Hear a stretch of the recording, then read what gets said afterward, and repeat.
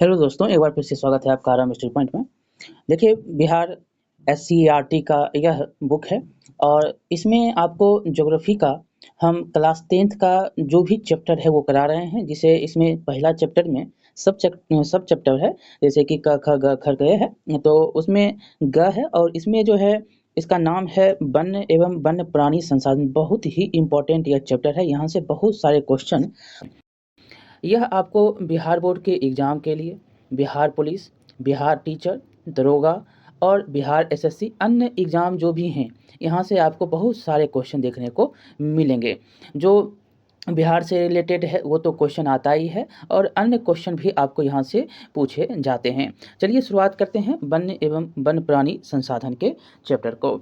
यहाँ पर देखेंगे, सबसे पहले जो पॉइंट यहाँ पर दी गई है कि यह सत्य है कि आग पर नियंत्रण मानव सभ्यता का महान आविष्कार है, किंतु इस महान आविष्कार ने विनाश की इति श्री भी किया, मतलब कि इसका शुरुआत भी किया और इसकी सबसे पहली आहुति वन एवं वन प्राणियों की हुई। मतलब सबसे पहले जब आग का आविष्कार होता है तो इसमें मानव के द्वारा आविष्कार तो किया ही गया, इसके साथ साथ जो है एक अच्छाई के साथ बुराई भी यहाँ पर देखने को मिली, जो कि सबसे पहले वन प्राणियों और वन्य पर में होता है।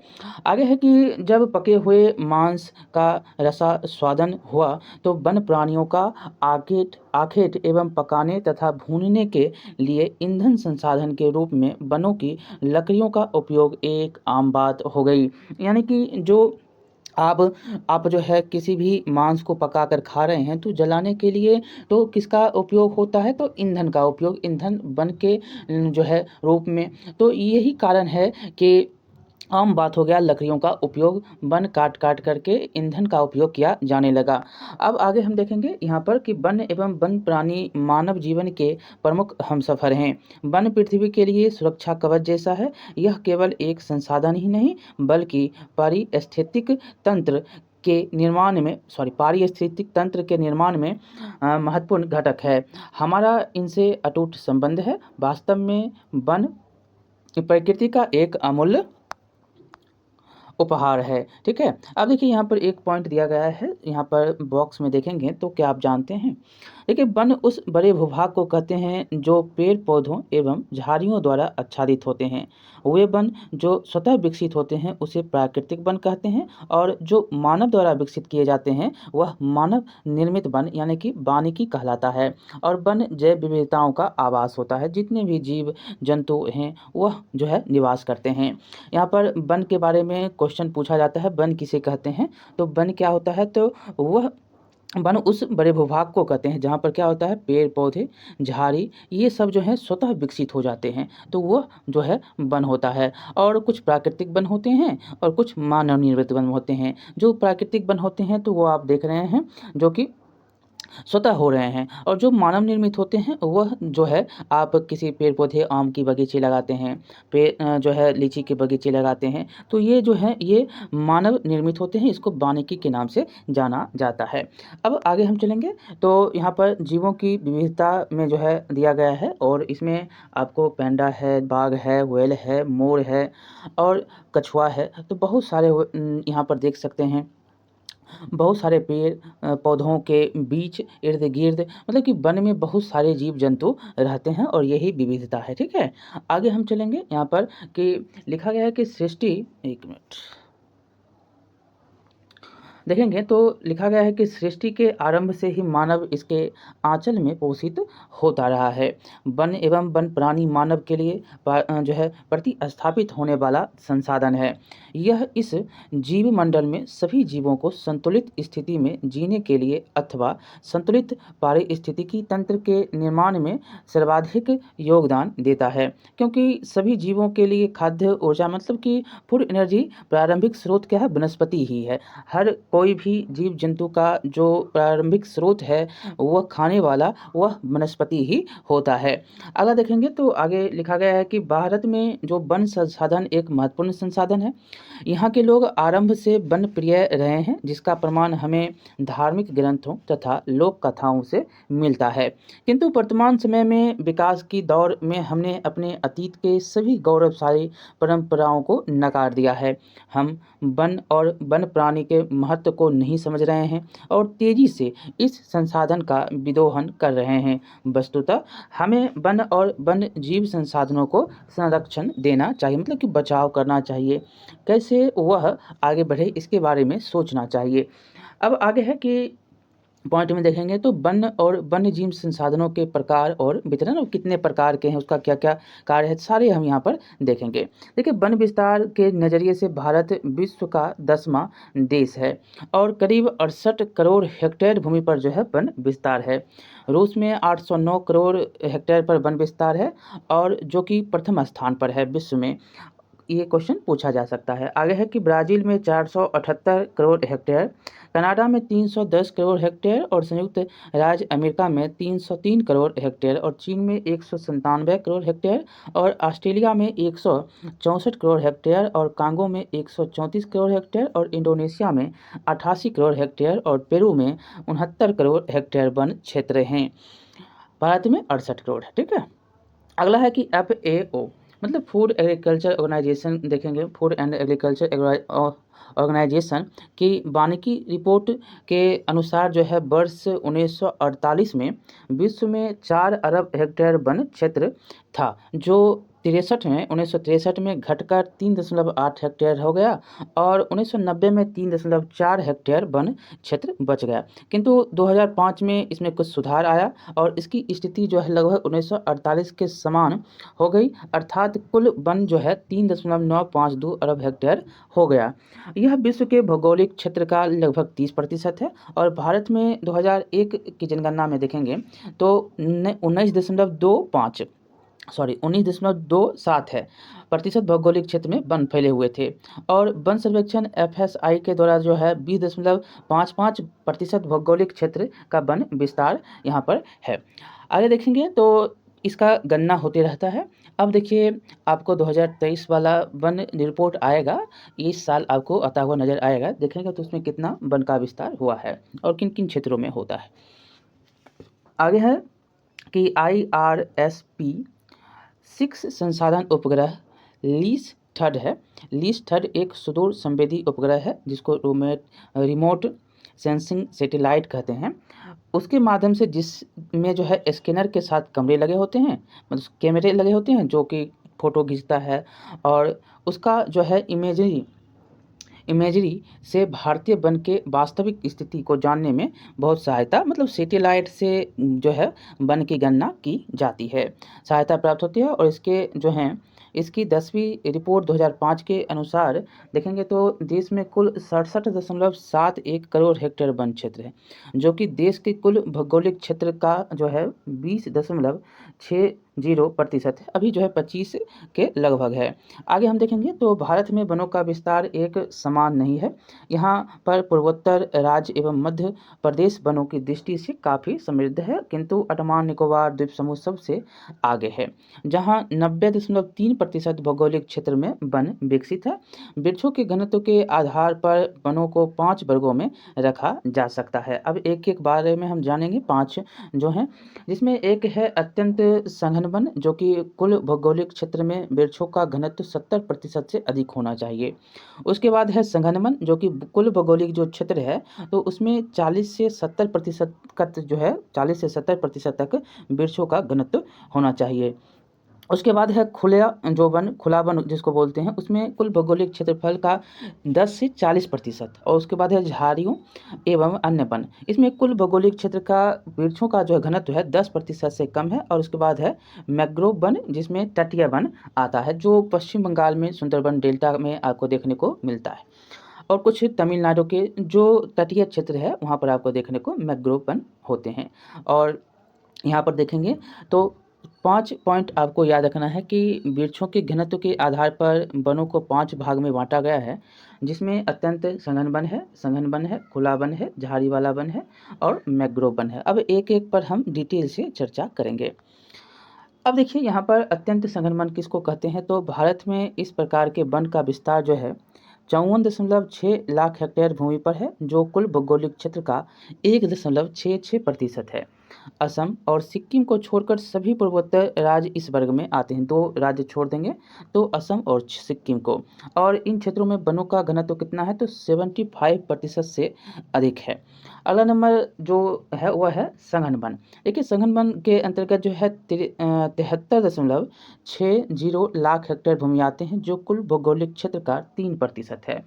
और हिमाचल प्रदेश, सिक्किम, मध्य प्रदेश, जम्मू कश्मीर, महाराष्ट्र, उत्तराखंड पहाड़ी क्षेत्रों में इस प्रकार के वनों का विस्तार है। और यहाँ वनों का घनत्व जो है 62.99% है, 99%। अगला है तीसरा खुला हुआ वन।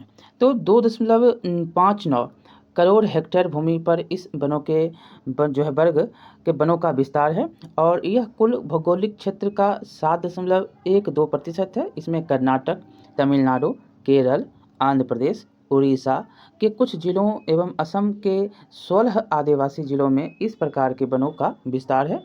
असम के आदिवासी जिलों में जो है वृक्षों का घनत्व 23.89% है। अगला है झाड़ियाँ एवं अन्य वन। तो इसमें राजस्थान का मरुस्थलीय जो क्षेत्र है और अर्ध शुष्क क्षेत्र में इस प्रकार के वन पाए जाते हैं। इसमें पंजाब, हरियाणा, उत्तर प्रदेश, बिहार, पश्चिम बंगाल के मैदानी भागों में वृक्षों का घनत्व जो है 10% से भी कम है। इसीलिए जो है यह क्षेत्र इसी वर्ग में सम्मिलित है। इसके अंतर्गत जो है 2.459 करोड़ हेक्टेयर भूमि जो है आते हैं, जो कुल भौगोलिक क्षेत्र का 8.68% है। पाँचवा है मैंग्रोव वन, जिसको तटीय वन भी कहते हैं। तो इसमें जो है विश्व के तटीय क्षेत्र जो मैंग्रोव्स हैं उसमें 5% यानी कि 4500 किलोमीटर क्षेत्र ही भारत में है, जो समुद्र तटीय राज्यों में फैला हुआ है, जिसमें आधा क्षेत्र पश्चिम बंगाल के सुंदरबन में है। ठीक है। और इसमें इसके बाद जो है देखेंगे तो गुजरात, अंडमान निकोबार द्वीप समूह ये आते हैं। इसमें कुल मिलाकर 12 केंद्र शासित प्रदेशों में मैंग्रोव वन है, जिसमें आंध्र प्रदेश, गुजरात, कर्नाटक, महाराष्ट्र, उड़ीसा, तमिलनाडु, पश्चिम बंगाल, अंडमान निकोबार, पुदुचेरी, केरल और दमन द्वीप शामिल है। आगे देखेंगे तो देश के कुल भौगोलिक क्षेत्र का 0.14% क्षेत्र जो है 4.4 लाख हेक्टेयर में ही मैंग्रोव है। पश्चिम बंगाल में सबसे बड़ा क्षेत्र अर्थात 47.6% क्षेत्र इसके अंतर्गत आते हैं। सबसे ज़्यादा पूछेगा मैंग्रोव वन कहाँ पर है तो पश्चिम बंगाल में है। जबकि दूसरा स्थान पर गुजरात है, यहाँ पर 21% क्षेत्र जो है मैंग्रोव्स का विस्तार है। और तीसरा स्थान पर अंडमान निकोबार द्वीप समूह है, जहाँ पर 14% क्षेत्र जो है मैंग्रोव्स फैला हुआ है। अब देखिए यहाँ पर क्या आप जानते हैं, बॉक्स में देखेंगे तो लिखा है कि टॉपिक में कि देश के कुल वनाच्छादित जो क्षेत्र है उसमें 25.11% वन क्षेत्र पूर्वोत्तर के 7 राज्यों में, मतलब 25% जो है पूर्वोत्तर के 7 राज्यों में। और भारत में 188 आदिवासी जिलों में कुल वन क्षेत्र जो है 60.11% है। और देश के वनाच्छादित क्षेत्रों के मामले में मध्य प्रदेश क्या है, पहला स्थान पर है, जहां देश के कुल वनाच्छादित क्षेत्र का 11.22%, 11.22% जो है वन है। दूसरे स्थान पर अरुणाचल प्रदेश है, जिसमें 10.01%। और तीसरा स्थान पर छत्तीसगढ़ है, जिसमें 8.25% जो है। और चौथा स्थान पर उड़ीसा, जिसमें 7.18%। और पाँचवा स्थान पर महाराष्ट्र है, जहां पर 7.01% वन क्षेत्र है। आगे है कि संसार में जो है मात्र, यहाँ पर देखेंगे तो संसार में मात्र 3 बिलियन हेक्टेयर में वन रह गया है। और यहाँ पर और इसमें लगभग 800 वर्ष पूर्व से 6 बिलियन हेक्टेयर वनों की कटाई हो चुकी है। ये पॉइंट नहीं समझ में आ रहा है, तो यहाँ पर देखेंगे तो बिलियन ही है। और हाल ही में वनों में कुल जो है, हाल के वनों में देखेंगे तो हाल के वर्षों में वन विकास में भारत चीन के बाद दूसरा स्थान पर, मतलब चीन पहला स्थान पर है और भारत दूसरा स्थान रखता है। आगे बिहार विभाजन के बाद वन विस्तार में बिहार राज्य दयनीय स्थिति में आ गया है, क्योंकि वर्तमान बिहार में अधिकतर भूमि कृषि योग्य है। मात्र 67,164.14 हेक्टेयर में वन क्षेत्र बच गए हैं, और यह भौगोलिक क्षेत्र का 7.1% है।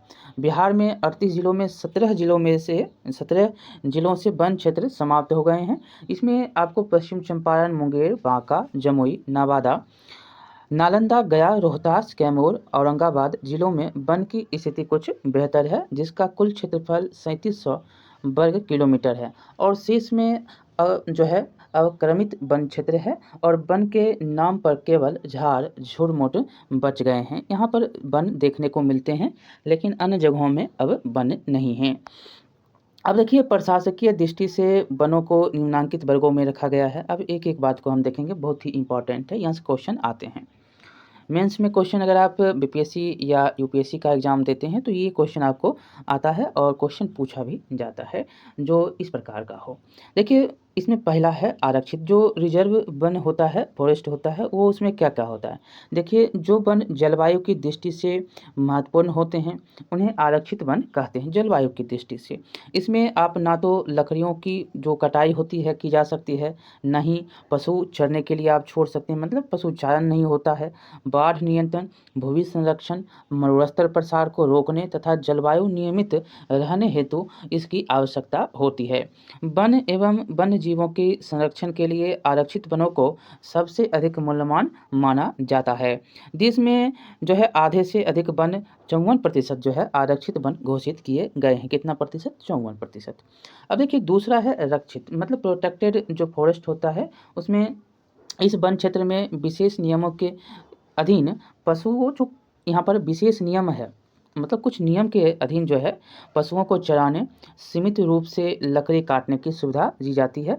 मतलब कि रक्षित जो वन होता है उसमें, जिसको प्रोटेक्टेड फॉरेस्ट कहते हैं, वहाँ पर जो है आप पशु भी चरा सकते हैं कुछ नियम के साथ और लकड़ी भी काट सकते हैं। वनों के अत्यधिक नष्ट होने से बचाने के लिए इसकी सुरक्षा की जाती है। वन विभाग के अनुसार कुल वन क्षेत्र का लगभग 1/3 हिस्सा जो है वह 29% जिसको बोलते हैं 29% वह रक्षित वन है। अब तीसरा है आपको, अब यहाँ पर तीसरा है और देखेंगे, तीसरा है अवर्गीकृत वन, अनक्लासिफाइड जो फॉरेस्ट होता है उसमें क्या है, तो शेष जो सभी वर्ग है यहाँ पर, मतलब कि शेष सभी के जो वन और बंजर भूमि जो सरकार, व्यक्तियों, समुदायों के जो है स्वामित्व में होते हैं, स्वतंत्र एवं अवर्गीकृत वन के अंतर्गत रखा गया है। और इस प्रकार के वनों में लकड़ी काटने और पशुओं को चराने पर सरकार की ओर से कोई प्रतिबंध, मतलब कि आपका अपना होता है या सरकार का भूमि होता है, वन बंजर होता है, तो वहाँ पर आप कुछ भी जाकर कर सकते हैं, उसमें सरकार जो है प्रतिबंधित नहीं करता है, ठीक है। और सरकार इसके लिए शुल्क लेती है। कुछ वन क्षेत्र का 17% जो है वर्ग क्या है, वन जो है वह अवर्गीकृत है। इसमें अगर आप जाते हैं तो सरकार को शुल्क कुछ देना पड़ता है, इसमें रोक नहीं होता है, सरकार यहाँ पर जाने देती है। आगे है कि आरक्षित एवं रक्षित वन का सबसे अधिक विस्तार कहाँ पर है, तो मध्य प्रदेश में है, जहाँ कुल वन क्षेत्र का 75% यह भाग है। और इसके जो है अतिरिक्त जम्मू कश्मीर, आंध्र प्रदेश, उत्तराखंड, केरल, तमिलनाडु, पश्चिम बंगाल और महाराष्ट्र में भी कुछ जो है, मतलब कुल वनों का एक बड़ा अनुपात जो है आरक्षित वनों का है, जबकि बिहार, हरियाणा, पंजाब, हिमाचल प्रदेश, उड़ीसा और राजस्थान में कुल वनों में रक्षित वनों का एक बड़ा अनुपात रक्षित है। आगे है कि पूर्वोत्तर के सभी राज्यों में और गुजरात के अधिकतर वन क्षेत्र अवर्गीकृत हैं और स्थानीय समुदायों के प्रबंधन में है, जो वहाँ पर लोग रहते हैं उसके देख-रेख में हैं।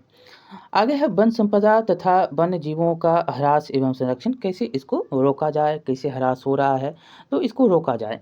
अब देखिए, यहाँ पर देखिए, वन संपदाओं के ह्रास उपनिवेश काल से ही शुरू हो गया था, क्योंकि अंग्रेजों ने प्रशासनिक एवं व्यापारिक उद्देश्य से रेल मार्गों एवं सड़कों का विकास किया, जिसके कारण वनों का विदोहन होने लगा था। लेकिन आज़ादी के बाद से वन एवं वन्य जीवों पर लगातार आक्रमण होने लगा। दरअसल विकास के नाम पर वनों का विनाश होना शुरू हुआ।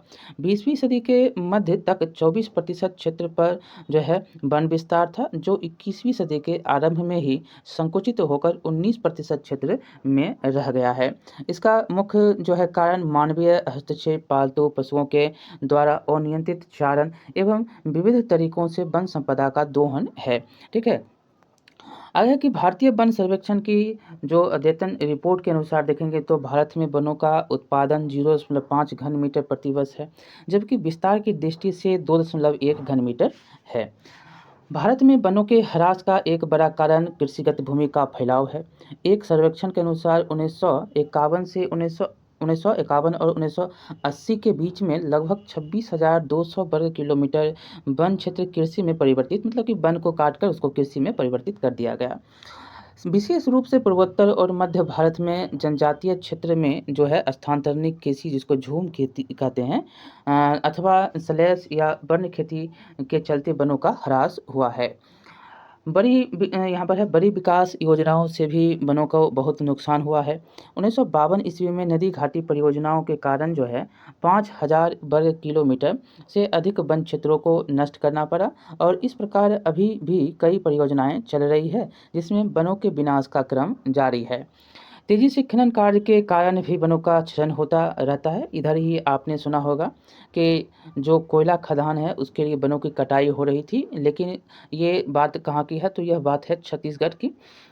वहाँ पर रोका गया, और जो उड़ीसा का कुछ कुछ क्षेत्र है, छत्तीसगढ़ का कुछ क्षेत्र है, तो यहाँ पर वनों की कटाई को रोकने के लिए संस्थान एनजीओ है वह रोकती है। और अन्य कारण से भी आपने देखा होगा कि चाहे वह आपको चिपको आंदोलन को लेकर हो, या आप देखे होंगे कि यहाँ पर जो बहुत ही आंदोलन जैसे सुंदरलाल बहुगुणा के द्वारा चलाया गया, नर्मदा बचाओ हो, तो ये चिपको आंदोलन क्या था, पेड़ को बचाने के लिए ही था। तो अन्य योजनाओं को ध्यान में रखते हुए वन की कटाई की जाती है, लेकिन वन को संरक्षित करने के लिए बहुत सारे काम भी किए जाने चाहिए, और उसके लिए कम होते हैं, लेकिन वन जो है तेज़ी से काटे जाते हैं और संरक्षण बहुत ही धीमा होता है। यही सारे कारण हैं, या इसी को लेकर यहाँ पर भी दिया गया है कि तेज़ी से जो खनन हो रहा है और इससे वन का क्या होता है, क्षरण होता है।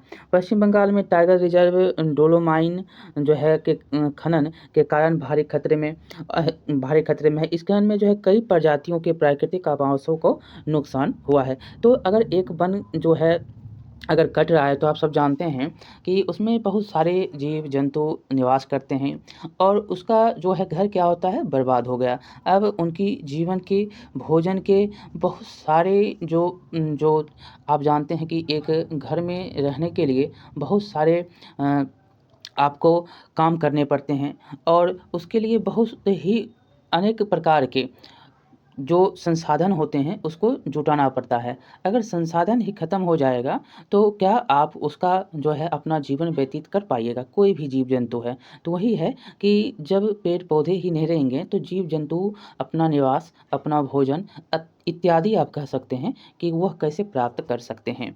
तो यही है। आगे है कि वनों एवं वन्य जीवों के विनाश में पशुचरण और ईंधन के लिए लकड़ियों के उपयोग भी काफ़ी जो है इसकी भूमिका रही। इसमें एक जो औद्योगिक रूप से है उसमें रेल मार्ग है, सड़क मार्ग निर्माण है, औद्योगिक विकास है, नगरीकरण ने भी वन विस्तार को बड़े पैमाने से तहस-नहस किया। पहले आपने देखा होगा कि रेल की पटरी जो होती थी वह लकड़ी के ही बने होते थे, और ज़्यादातर मेघालय के क्षेत्रों में, मतलब पूर्वोत्तर क्षेत्रों में लकड़ी के जो कटाई है बहुत तेज़ी से हुई थी। आप क्लास 9-10 में पढ़े होंगे कि किस प्रकार से रेल का विकास हुआ, और रेल के विकास में किस प्रकार से पेड़ पौधों का योगदान रहा। यहाँ पर पेड़ की कटाई जो है किस प्रकार से की जाती थी, और उसी पेड़ को लगाने के लिए प्रोत्साहित किया जाता था जो पेड़ औद्योगिक रूप से क्या हो, कारगर हो। रेल की पटरियों के लिए जो पेड़ का नाम जो है उपयोग होता था, उसी पेड़ को लगाने के लिए जो है क्या प्रोत्साहित किया जाता था, लगाया जाता था। ये सारे कारण यहाँ पर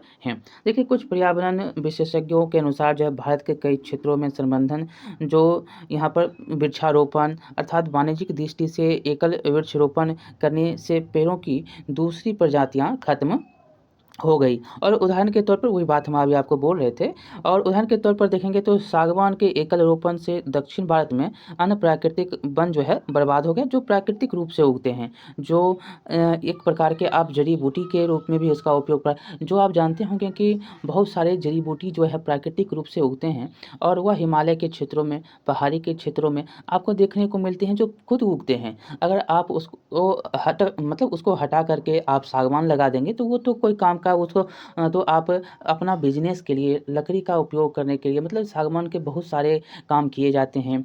आप पलंग बनाने के लिए आप जो है बहुत सारे डिजाइनिंग कहते हैं मतलब डिजाइनिंग जो भी लकड़ी का काम होता है वो सारे काम जो है करने के लिए आप विशेष प्रकार के पेड़ पौधे का जो है रोपण करते हैं। यही बातें कही गई है। और देखेंगे तो इसमें लिखा गया हिमालय में चीड़ पाइन के रोपण से हिमालय ओक और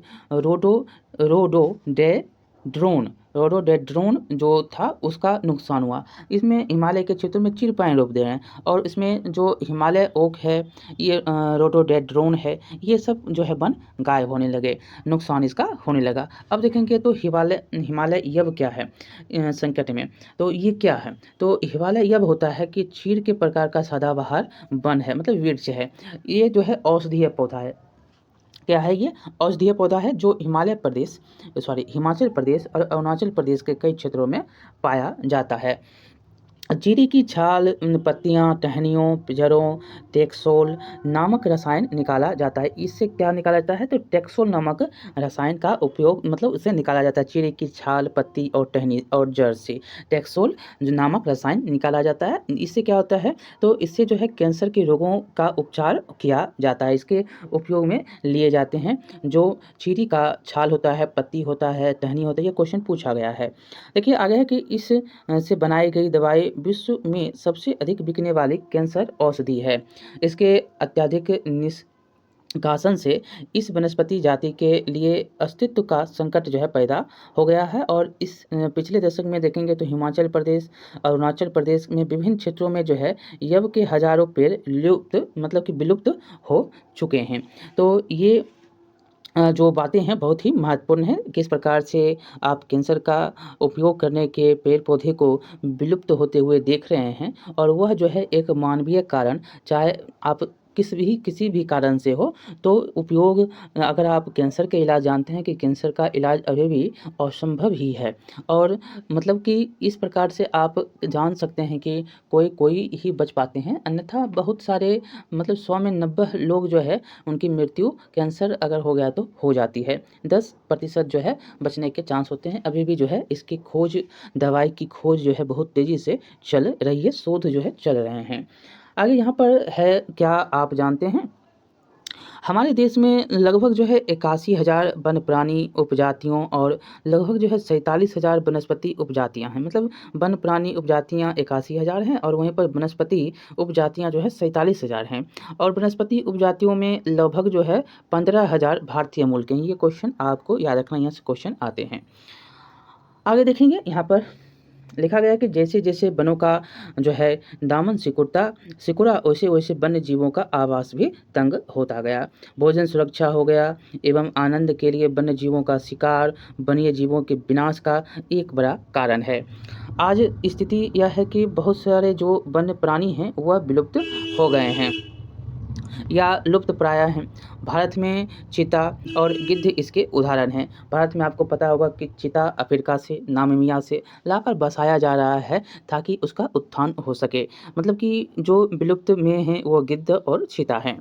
और यहाँ पर यदि हम गौर से अवलोकन करें तो पता चलेगा कि पर्यावरण के प्रति हमारी संवेदनहीनता ने ही जो है कारण कई दशकों से वन एवं जीवों का विनाशकारी दबाव बढ़ा है। मतलब हमारे कारण ही ये जो है सारे काम हो रहे हैं। मतलब कि आप पेड़ पौधों को नहीं काटेंगे तो जीव जंतु अपना निवास में रहेंगे और जब निवास में रहेंगे तो आपका जो संरक्षण है, उसका जो संरक्षण है जिस प्रकार से होना चाहिए वह खुद ब खुद होता हुआ चला जाएगा। लेकिन आप पेड़ पौधों को काट दोगे तो भोजन के साथ साथ जो है वह विलुप्त होते चले जाएंगे, क्योंकि भोजन नहीं मिलेगा। पेड़ पौधे उनके आवास होते हैं, वन उसके आवास होते हैं। अगर वो आवास उनको घर ही नहीं मिलेगा तो वो रहेंगे कहाँ, और उसके कारण जो है बहुत ही कम समय में उनकी मृत्यु हो जाती है। और वह जो है विलुप्त होने के कगार पर होते हैं। आगे देखेंगे यहाँ पर लिखा गया है कि आज भारत में जो है 744 प्रजातियाँ विलुप्त हो चुकी हैं और 22,351 प्रजातियाँ विलुप्त होने के कगार पर है। यहाँ पर कुछ प्रजाति दी गई है जिसमें जो विलुप्त हो चुकी है और जो विलुप्त होने के कगार पर है। देख सकते हैं कि पेड़ पौधे के प्रजाति जो है पेड़ पौधे में उसमें 384 जो प्रजाति है वह विलुप्त हो चुकी है और 19,079 जो प्रजाति है वो खतरे में है, विलुप्त होने के खतरे में है। मछली 21 जो प्रजातियां थी वह विलुप्त हो चुकी हैं। 343 जो विलुप्त होने के कगार पर है। अभयचर में देखेंगे तो 2 विलुप्त हो चुके हैं और 50 जो है विलुप्त होने के कगार पर हैं। मतलब विलुप्त होने का खतरा इनमें है। और सरीसृप देखेंगे तो 21 है और 100 विलुप्त हो चुका है और 170 जो है विलुप्त होने के कगार पर, विलुप्त होने का खतरा इसमें है। बिना रीढ़ वाले जंतु 98 विलुप्त हो चुके हैं और 1355 जो हैं उनको खतरा है विलुप्त होने का। पंछी 133 विलुप्त हो चुके हैं, 137 जो है अभी खतरा में है। स्तनपायी 83 जो है विलुप्त हो चुके हैं और 497 अभी खतरे में है विलुप्त होने के। टोटल जो है 742 जो है क्या हो चुके हैं तो विलुप्त हो चुके हैं और कगार पर जो खतरे में है वह 22,531 जो है वह खतरा में है, विलुप्त होने के खतरे के निशान पर है। अब आगे यहाँ पर है कि विलुप्त होने के खतरे से घिरे कुछ प्राणी किस प्रकार से हैं, तो यहाँ पर देखेंगे तो यहाँ पर जो खतरे में घिरे हुए हैं उसमें है कृष्णासर, ब्लैक बक है, चीतल है, चिंकारा जिसको बोलते हैं, भेड़िया उल्फ है, अनूप मृग है, सौंप डियर जिसको बोलते हैं और सौंप डियर, और नीलगाय जिसको बोलते हैं, नीलगाय भी है, भारतीय कुरंग है और बारहसिंगा है, चीता है, गैंडा है, गिर सिंह है, मगर है, हसावर है, हवासील है, सारंग है, श्वेत सारस है, घूसर बगुला है, पर्वतीय बटेर है, मोर है, हरा सागर कछुआ है, ये सारे जो हैं, कछुआ भी है और ड्यू यांग भी हैं, लाल पांडा भी है। तो ये सारे जो हैं क्या हैं, विलुप्त होने के खतरे से घिरे हुए हैं। अब आगे है कि वन्य जीवों के अधिवास पर प्रतिकूल मानवीय प्रभाव के 3 प्रमुख कारण जो निम्न हैं। मतलब 3 कारण हैं जो मनुष्य के प्रभाव के कारण जो है वन्य जीव के जो घर हैं, आवास हैं, वह प्रतिकूल मतलब प्रभाव पड़ता है। उसमें है प्राकृतिक आवासों का अतिक्रमण।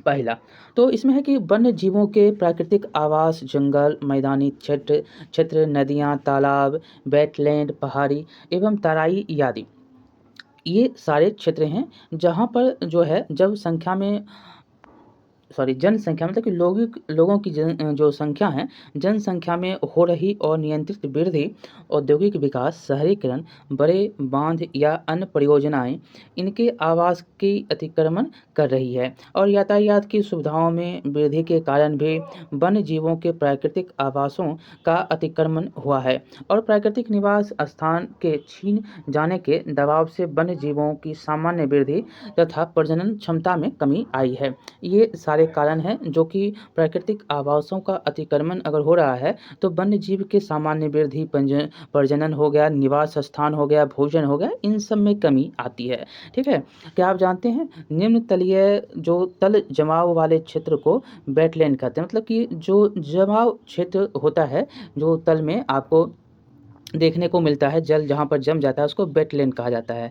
स्थानीय तौर पर जो है इसे चौर, भांगर मॉल, टाल भी कहा जाता है। ये आपको पटना में मोकामा के क्षेत्रों में देखने को मिलता है। ठीक है, मोकामा सबसे बड़ा टाल है ये बिहार का।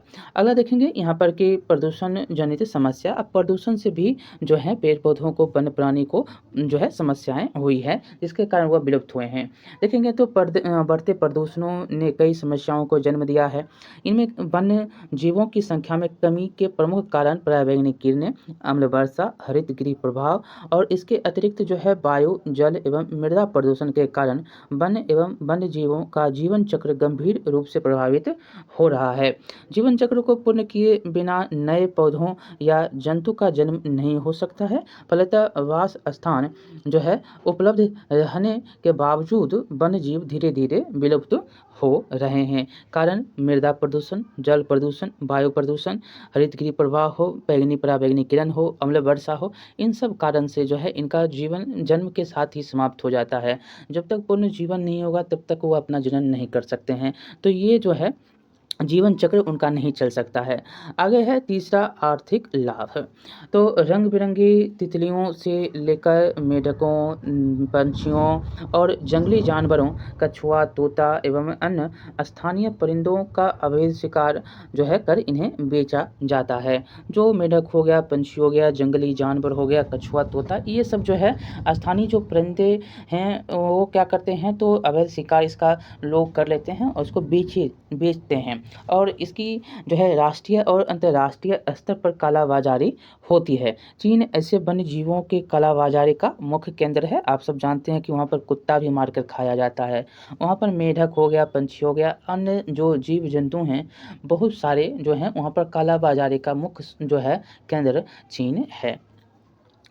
अगला है कि आर्थिक लाभ के लिए योजनाबद्ध तरीकों से खास प्रजातियों के पेड़ पौधों एवं जीव जंतुओं को स्थानीय, क्षेत्रीय या राज्य स्तर पर दोहित किए जाने से कई प्रजातियां संकटग्रस्त हो गई हैं। निरंतर शिकार भी वन्य जीवों के लिए बड़ी चुनौती है और वर्तमान में यह जो है एक वैश्विक मुद्दा के रूप में एक बड़े चिंतन का विषय बना है। मतलब कि जो शिकार हो रहा है उसका, इससे जो है अब सामाजिक, सांस्कृतिक, नैतिक, आर्थिक और तथा धार्मिक स्तर पर स्वीकारा गया है।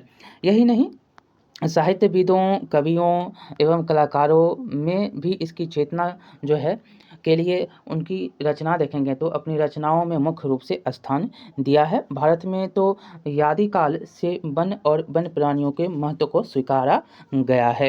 यहाँ पर आप चित्र देख सकते हैं कि बंदर है तो भालू है, बंदर है, बहुत सारे पेड़ पौधों पर जो है अपना निवास करते हैं और भोजन भी वहीं से प्राप्त करते हैं। तो ये चित्र के माध्यम से दिखाया गया है। यहाँ पर शेर को एक झाड़ी में बैठे हुए दिखाया गया है। यही अब देखिए यहाँ पर पढ़ेंगे तो लिखा है कि प्रत्येक धार्मिक कृत्यों में तथा विभिन्न पौराणिक एवं कर्मकांड साहित्य में वनों और प्राणियों, जो वन हैं उसके प्राणी हैं, को महत्व दिया गया है। ग्रामीण लोग कई धार्मिक अनुष्ठानों में 100 से अधिक पौधों की प्रजातियों का प्रयोग करते हैं और इन पौधों को अपने खेतों में भी उगाते हैं। भारत के जो शासकों ने भी प्राकृतिक संरक्षण पर बल दिया है। ईसा पूर्व तीसरी शताब्दी में सम्राट अशोक ने इस और ध्यान आकृष्ट किया था। शायद यह विश्व का पहला ऐतिहासिक साक्ष्य है कि अशोक ने प्रकृति के महत्व को स्वीकारते हुए वन्य जीव जंतुओं के शिकार पर अंकुश और संबंधित संरक्षण के नियम और अपने शिलालेखों में अंकित कराया था। मतलब कि पेड़ पौधों को संरक्षित किया जाए, जंतुओं को संरक्षित किया जाए, शिकार नहीं किया जाए, इसके लिए अशोक ने जो है नियम बनाए थे। मध्यकालीन भारत में मुगल साम्राज्य के संस्थापक जहीर उद्दीन बाबर और जहांगीर के आलेख में भी जो है प्रकृति संरक्षणवाद का उल्लेख मिलता है। मुगल चित्रकला की कृतियों में भी वन और वन प्राणियों से प्रेम का जो है संबोधन होता है। यहाँ पर बहुत ही इम्पोर्टेंट है, यहाँ से क्वेश्चन आता है, आप बॉक्स को देखेंगे तो लिखा गया है कि क्या आप अमृता देवी एवं संरक्षण प्रसार के विषय में जानते हैं। देखिए, अमृता देवी राजस्थान के बिश्नोई गांव, बहुत ही बार क्वेश्चन पूछा गया है कहाँ के रहने वाले हैं, तो राजस्थान। अगर गांव पूछ देगा तो बिश्नोई गांव, जिला पूछेगा तो जोधपुर की रहने वाली थी। उसने जो है 1731 ईस्वी में राजा के आदेश को दरकिनार कर वनों से लकड़ी काटने वालों का विरोध किया था और राजा के लिए नवीन महल निर्माण हेतु लकड़ी काटा जाना था। अमृता देवी के साथ गांव वालों ने भी राजा के आदमियों का विरोध किया। महाराजा को जब इसकी जानकारी मिली तो उन्होंने उनको काफ़ी पश्चाताप हुआ और अपने राज्य में वनों की कटाई पर जो है रोक लगा दी। ये अमृता देवी का नाम याद रखेंगे, क्वेश्चन पूछा जाता है। अब हम आगे देखेंगे तो आगे है कि वर्तमान समय में वन एवं वन्य जीवों के संरक्षण के लिए राष्ट्रीय एवं अंतर्राष्ट्रीय स्तर पर कई कार्यक्रम चलाए जा रहे हैं। यहाँ से भी क्वेश्चन आता है। रेड डाटा बुक के बारे में आपको बहुत बार क्वेश्चन पूछा गया है। देखिए, भारत की संकटापन्न पादप प्रजातियों की सूची बनाने का काम सर्वप्रथम जो है 1970 में बॉटेनिकल सर्वे ऑफ इंडिया यानी कि BSI botanical survey of India 1970 याद रखेंगे। वन अनुसंधान संस्थान जो है कहाँ पर है, तो FRI देहरादून। ये क्वेश्चन इस बार भी पूछा है कि वन अनुसंधान संस्थान कहाँ पर है, तो देहरादून यहाँ पर है। देहरादून द्वारा जो है संयुक्त रूप से किया गया, ये क्वेश्चन इस बार भी पूछा गया। और इन्होंने जो सूची बनाई इसमें रेड डाटा बुक, जो कि इसका नाम दिया गया, जो वन अनुसंधान संस्थान और साथ ही साथ जो भी संकटापन्न प्रजाति हैं, पादप हैं, उनको क्या तो रेड डाटा बुक में रखा जाएगा। इसी जो है क्रम में असाधारण पौधे, रेल जो प्लांट्स हैं, वह ग्रीन बुक तैयार किया गया। जो असाधारण पौधे होते हैं उनको ग्रीन बुक में और जो जीव जंतु हैं उसको रेड डाटा बुक में रखा गया था। ठीक है, जो संकटापन्न प्रजाति हैं। अब देखिए रेड डाटा बुक क्या है, तो यहाँ पर जो खतरे में होते हैं इसके बारे में आप सीटेट पढ़े होंगे तो उसमें भी दिया गया है। देखिए इसमें सामान्य प्रजातियों में विलुप्त होने के खतरे से अवगत किया जाता है और संकटाग्रस्त प्रजातियां सर्वमान्य रूप से चिन्हित होते हैं। विश्व स्तर पर संकटाग्रस्त प्रजातियों की एक तुलनात्मक स्थिति के प्रति चेतावनी देती है और स्थानीय स्तर पर संकटाग्रस्त प्रजातियों की पहचान एवं उनके संरक्षण से संबंधित कार्यक्रम को प्रोत्साहन देना है। आगे है यहाँ पर अंतर्राष्ट्रीय प्राकृतिक संरक्षण एवं प्राकृतिक संसाधन संरक्षण संघ, international union of the conservation of nature and natural resource. यहाँ पर यानी कि आप याद रखेंगे हिंदी में कि अंतर्राष्ट्रीय प्राकृतिक संरक्षण एवं प्राकृतिक संसाधन संरक्षण संघ जो है वह क्या करता है कि उसमें संकटाग्रस्त प्रजातियों के संरक्षण एवं संवर्धन की दिशा में कार्य करता है। ठीक है, और यह जो है एक अंतर्राष्ट्रीय संस्था है, एक महत्वपूर्ण अंतर्राष्ट्रीय संस्थान है। आगे यहाँ पर है IUCN यानी कि international union of conservation of nature and nature resource, जो है नेचर एंड नेचुरल रिसोर्स, जिसको IUCN के नाम से भी जानते हैं। अब देखिए विश्व संरक्षण संघ यानी कि वर्ल्ड कंजर्वेशन यूनियन जो है इसको कहा जाता है, यानी कि WCU। यानी कि आप यहाँ पर दो बातें याद रखेंगे, जो संरक्षित महत्वपूर्ण संस्थान है उसको याद रखना जरूरी है। और फुल फॉर्म भी पूछ लिया जाता है IUCN का, अगर फुल फॉर्म पूछेगा तो आप किस प्रकार से जवाब देंगे। तो इसमें देखिए international union for the conservation of nature and natural resource, ये नेचर और नेचुरल रिसोर्स के लिए जो संस्थान है, मतलब कि इसका फुल फॉर्म है ये। और इसमें जो है को अब जो है विश्व संरक्षण संघ भी कहा जाता है। इसका नाम जो है इस नाम से भी अब जाना जाता है, IUCN का नाम जो है विश्व संरक्षण संघ यानी कि वर्ल्ड कंजर्वेशन यूनियन के नाम से भी इसको जाना जाता है। ठीक है, तो इसका नाम अभी ये भी है, तो दोनों का नाम याद रखेंगे, दोनों पूछ सकता है। अब देखिए इस संस्था ने विभिन्न प्रकार के जो है पौधों और प्राणियों के जातियों को चिन्हित कर निम्नलिखित श्रेणियों में विभाजित किया है। अब है पहला है समान जाति। समान जो है जाति में क्या है, तो समान जातियां वे हैं जिसकी संख्या जीवित रहने के लिए सामान्य मानी जाती है, जैसे कि पशु, साल, चील और कृंतक जो होते हैं, जिसको रोडेंटस भी कहा जाता है इत्यादि। अब दूसरा है संकटग्रस्त जातियां, जो ये वे जातियां हैं जिनके लुप्त होने का खतरा है और जिन विषम परिस्थितियों के कारण जो है इनकी संख्या कम हुई है। यदि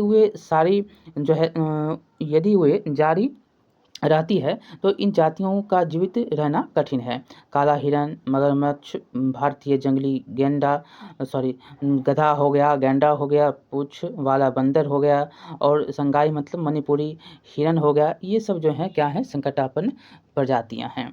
ठीक है, अगला है यहाँ पर सुभेद जातियाँ। सुभेद जाति में आपको इसके अंतर्गत ऐसे जाति को रखा गया है जिनकी संख्या घट रही है। यह ऐसी जातियाँ होती हैं जिन पर ध्यान नहीं दिया गया है, तो वह संकटापन्न ग्रस्त जातियों की श्रेणी में आ सकते हैं, जैसे कि नीली भेड़, एशियाई हाथी, गंगा की डॉल्फिन, ये सब जो हैं इसके उदाहरण हैं। अब है दुर्लभ जाति। इन जातियों की संख्या बहुत कम या सुभेद हैं और यह जो है यदि इनको प्रभावित करने वाली विषम परिस्थितियां नहीं परिवर्तित होती है तो यह संकटापन्न जातियों के श्रेणी में आ जाएंगे। और अगला है स्थानिक जातियाँ। इसमें आपको प्राकृतिक या भौगोलिक सीमाओं से अलग विशेष क्षेत्रों में पाई जाने वाली जाति अंडमानी टील, निकोबारी कबूतर, अंडमानी जंगली सूअर और अरुणाचल प्रदेश के मिथुन इसी वर्ग में आते हैं। और इसमें है लुप्त जातियाँ। ये वे जाति होते हैं जो इनके रहने के अवसादों में खोज करने पर अनुपस्थित पाई गई है। वे उपजातियाँ स्थानीय क्षेत्र, प्रदेश, देश, महाद्वीप या पूरी पृथ्वी से लुप्त हो गई है। एशियाई चीता, गुलाबी सरबारी बख्तख और डोडो पंछी जो है इसके अच्छे उदाहरण हैं। अगला देखेंगे तो संकटाग्रस्त वन एवं वन्य जीवों, पर्यावरण तथा प्राकृतिक संसाधनों के संरक्षण के लिए अन्य कई अंतर्राष्ट्रीय एवं राष्ट्रीय संस्थान भी कार्यक्रम जो है चला रही है। इसमें world wild fund for nature WWF विशेष रूप से महत्वपूर्ण है। देखिए, भारत में वन एवं पर्यावरण मंत्रालय जो है forest ministry of forest and environment, इसमें जो है इसके भूपेंद्र जो हैं इसके क्या हैं तो इसके अभी मंत्री हैं तत्काल में, या भूपेंद्र यादव नाम है शायद। और इनके द्वारा जो है अब देखिए जो मिनिस्ट्री है पर्यावरण द्वारा वन एवं वन्य जीवों के संरक्षण के अनेक कार्यक्रम चलाए जा रहे हैं। आगे है कि वन्य जीवों को उनके प्राकृतिक आवास में संरक्षित करने का प्रयास सफल हो रहा है। इसे इन सीटू प्रयास कहते हैं जो संरक्षित करने के लिए हो रहा है। और इसके अंतर्गत जो है विस्तृत भूखंड को संरक्षित क्षेत्र घोषित किया जाता है और इस प्रकार इन्हें संकट से बचाने के लिए कृत्रिम आवासीय संरक्षण का विकास किया जाता है। इसे एक्स-मीटू कहते हैं। जो यहाँ पर आवासीय संरक्षण का विकास होता है इसको एक्स-मीटू कहते हैं, और जो संरक्षित करने का सफल प्रयास हो रहा है उसको इन सीटू कहा जाता है। प्राकृतिक रूप से आवास और उनके रहने का जो काम किया जाता है। देखिए, एक्स-सीटू के प्रयास से जिन प्रजातियों के विलुप्त होने का खतरा है उन्हें संग्रहित किया जाता है जो विलुप्त होने के कगार पर हैं। आगे है कि वन्य प्राणियों के संरक्षण के लिए जो संरक्षित क्षेत्र है उसमें राष्ट्रीय उद्यान है, बिहार या अभयारण्य है और जैव मंडल इसमें सम्मिलित हैं। 3 जो क्षेत्र हैं जिससे संरक्षित होते हैं वन्य प्राणी, एक है राष्ट्रीय उद्यान, बिहार जिसको अभयारण्य भी बोलते हैं, और जैव मंडल, ये तीनों यहाँ पर संरक्षण के लिए बनाए गए हैं। एक-एक बारे में हम जानेंगे। यहाँ पर राष्ट्रीय उद्यान को सबसे पहले देखेंगे, नेशनल पार्क।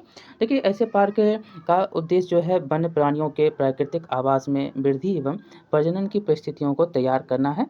और इस उद्यान में बाहरी हस्तक्षेप वर्जित होता है, जैसे कृषि कार्य करना, वन उत्पादनों को एकत्रित करना, पशुचारण तथा निर्माण कार्य जो है। हमारे देश में राष्ट्रीय उद्यान की संख्या जो है यहाँ पर 85 है, लेकिन आपको पता होना चाहिए कि राष्ट्रीय उद्यान की संख्या अभी 100 प्लस हो चुकी है। और प्रमुख राष्ट्रीय उद्यान एवं अभयारण्य को यहाँ पर हम देखेंगे, यहाँ पर दी गई है संख्या में, तो उसके बारे में भी हम जानेंगे और टोटल भी आपको हम बता सकते हैं। पूरा अगर आएगा यहाँ पर 85 तो आपको 100 से प्लस 105 है, तो वो भी हम आपको बता देंगे। राष्ट्रीय उद्यान नेशनल पार्क के बारे में 85 दिया गया है तो ज़्यादा हो गया है। ये पहला का बुक जो छपा है वो पहला प्रिंट है, इसलिए इसका उतना दिया नहीं गया है। आगे है कि बिहार क्षेत्र या अभयारण्य क्षेत्र किसको कहते हैं, तो इसमें जो है यह एक ऐसा सुरक्षित क्षेत्र होता है जहाँ पर वन्यजीव सुरक्षित ढंग से रहते हैं। यह निजी संपत्ति हो सकती है। इस क्षेत्र में कृषि, वन उत्पाद को एकत्र करने, मछली पकड़ने आदि की सीमित छूट होती है। वन क्षेत्रों के स्वाभाविक जैविक क्रियाएं जैसे घोंसला बनाना, जोड़ा बनाना, अंडे या बच्चे जो है सेवना आदि पर बाधा पहुंचाने पर मालिकाना अधिकार को सीमित किया जा सकता है। भारत में इसकी संख्या 448 दिया गया है और बिहार में बेगूसराय का कांवर झील और दरभंगा में कुशेश्वर इसके लिए चिन्हित किया गया है। ये आपको याद रखना है, बिहार में जो अभयारण्य में कांवर झील और दरभंगा में कुशेश्वर जो है इसके उदाहरण हैं।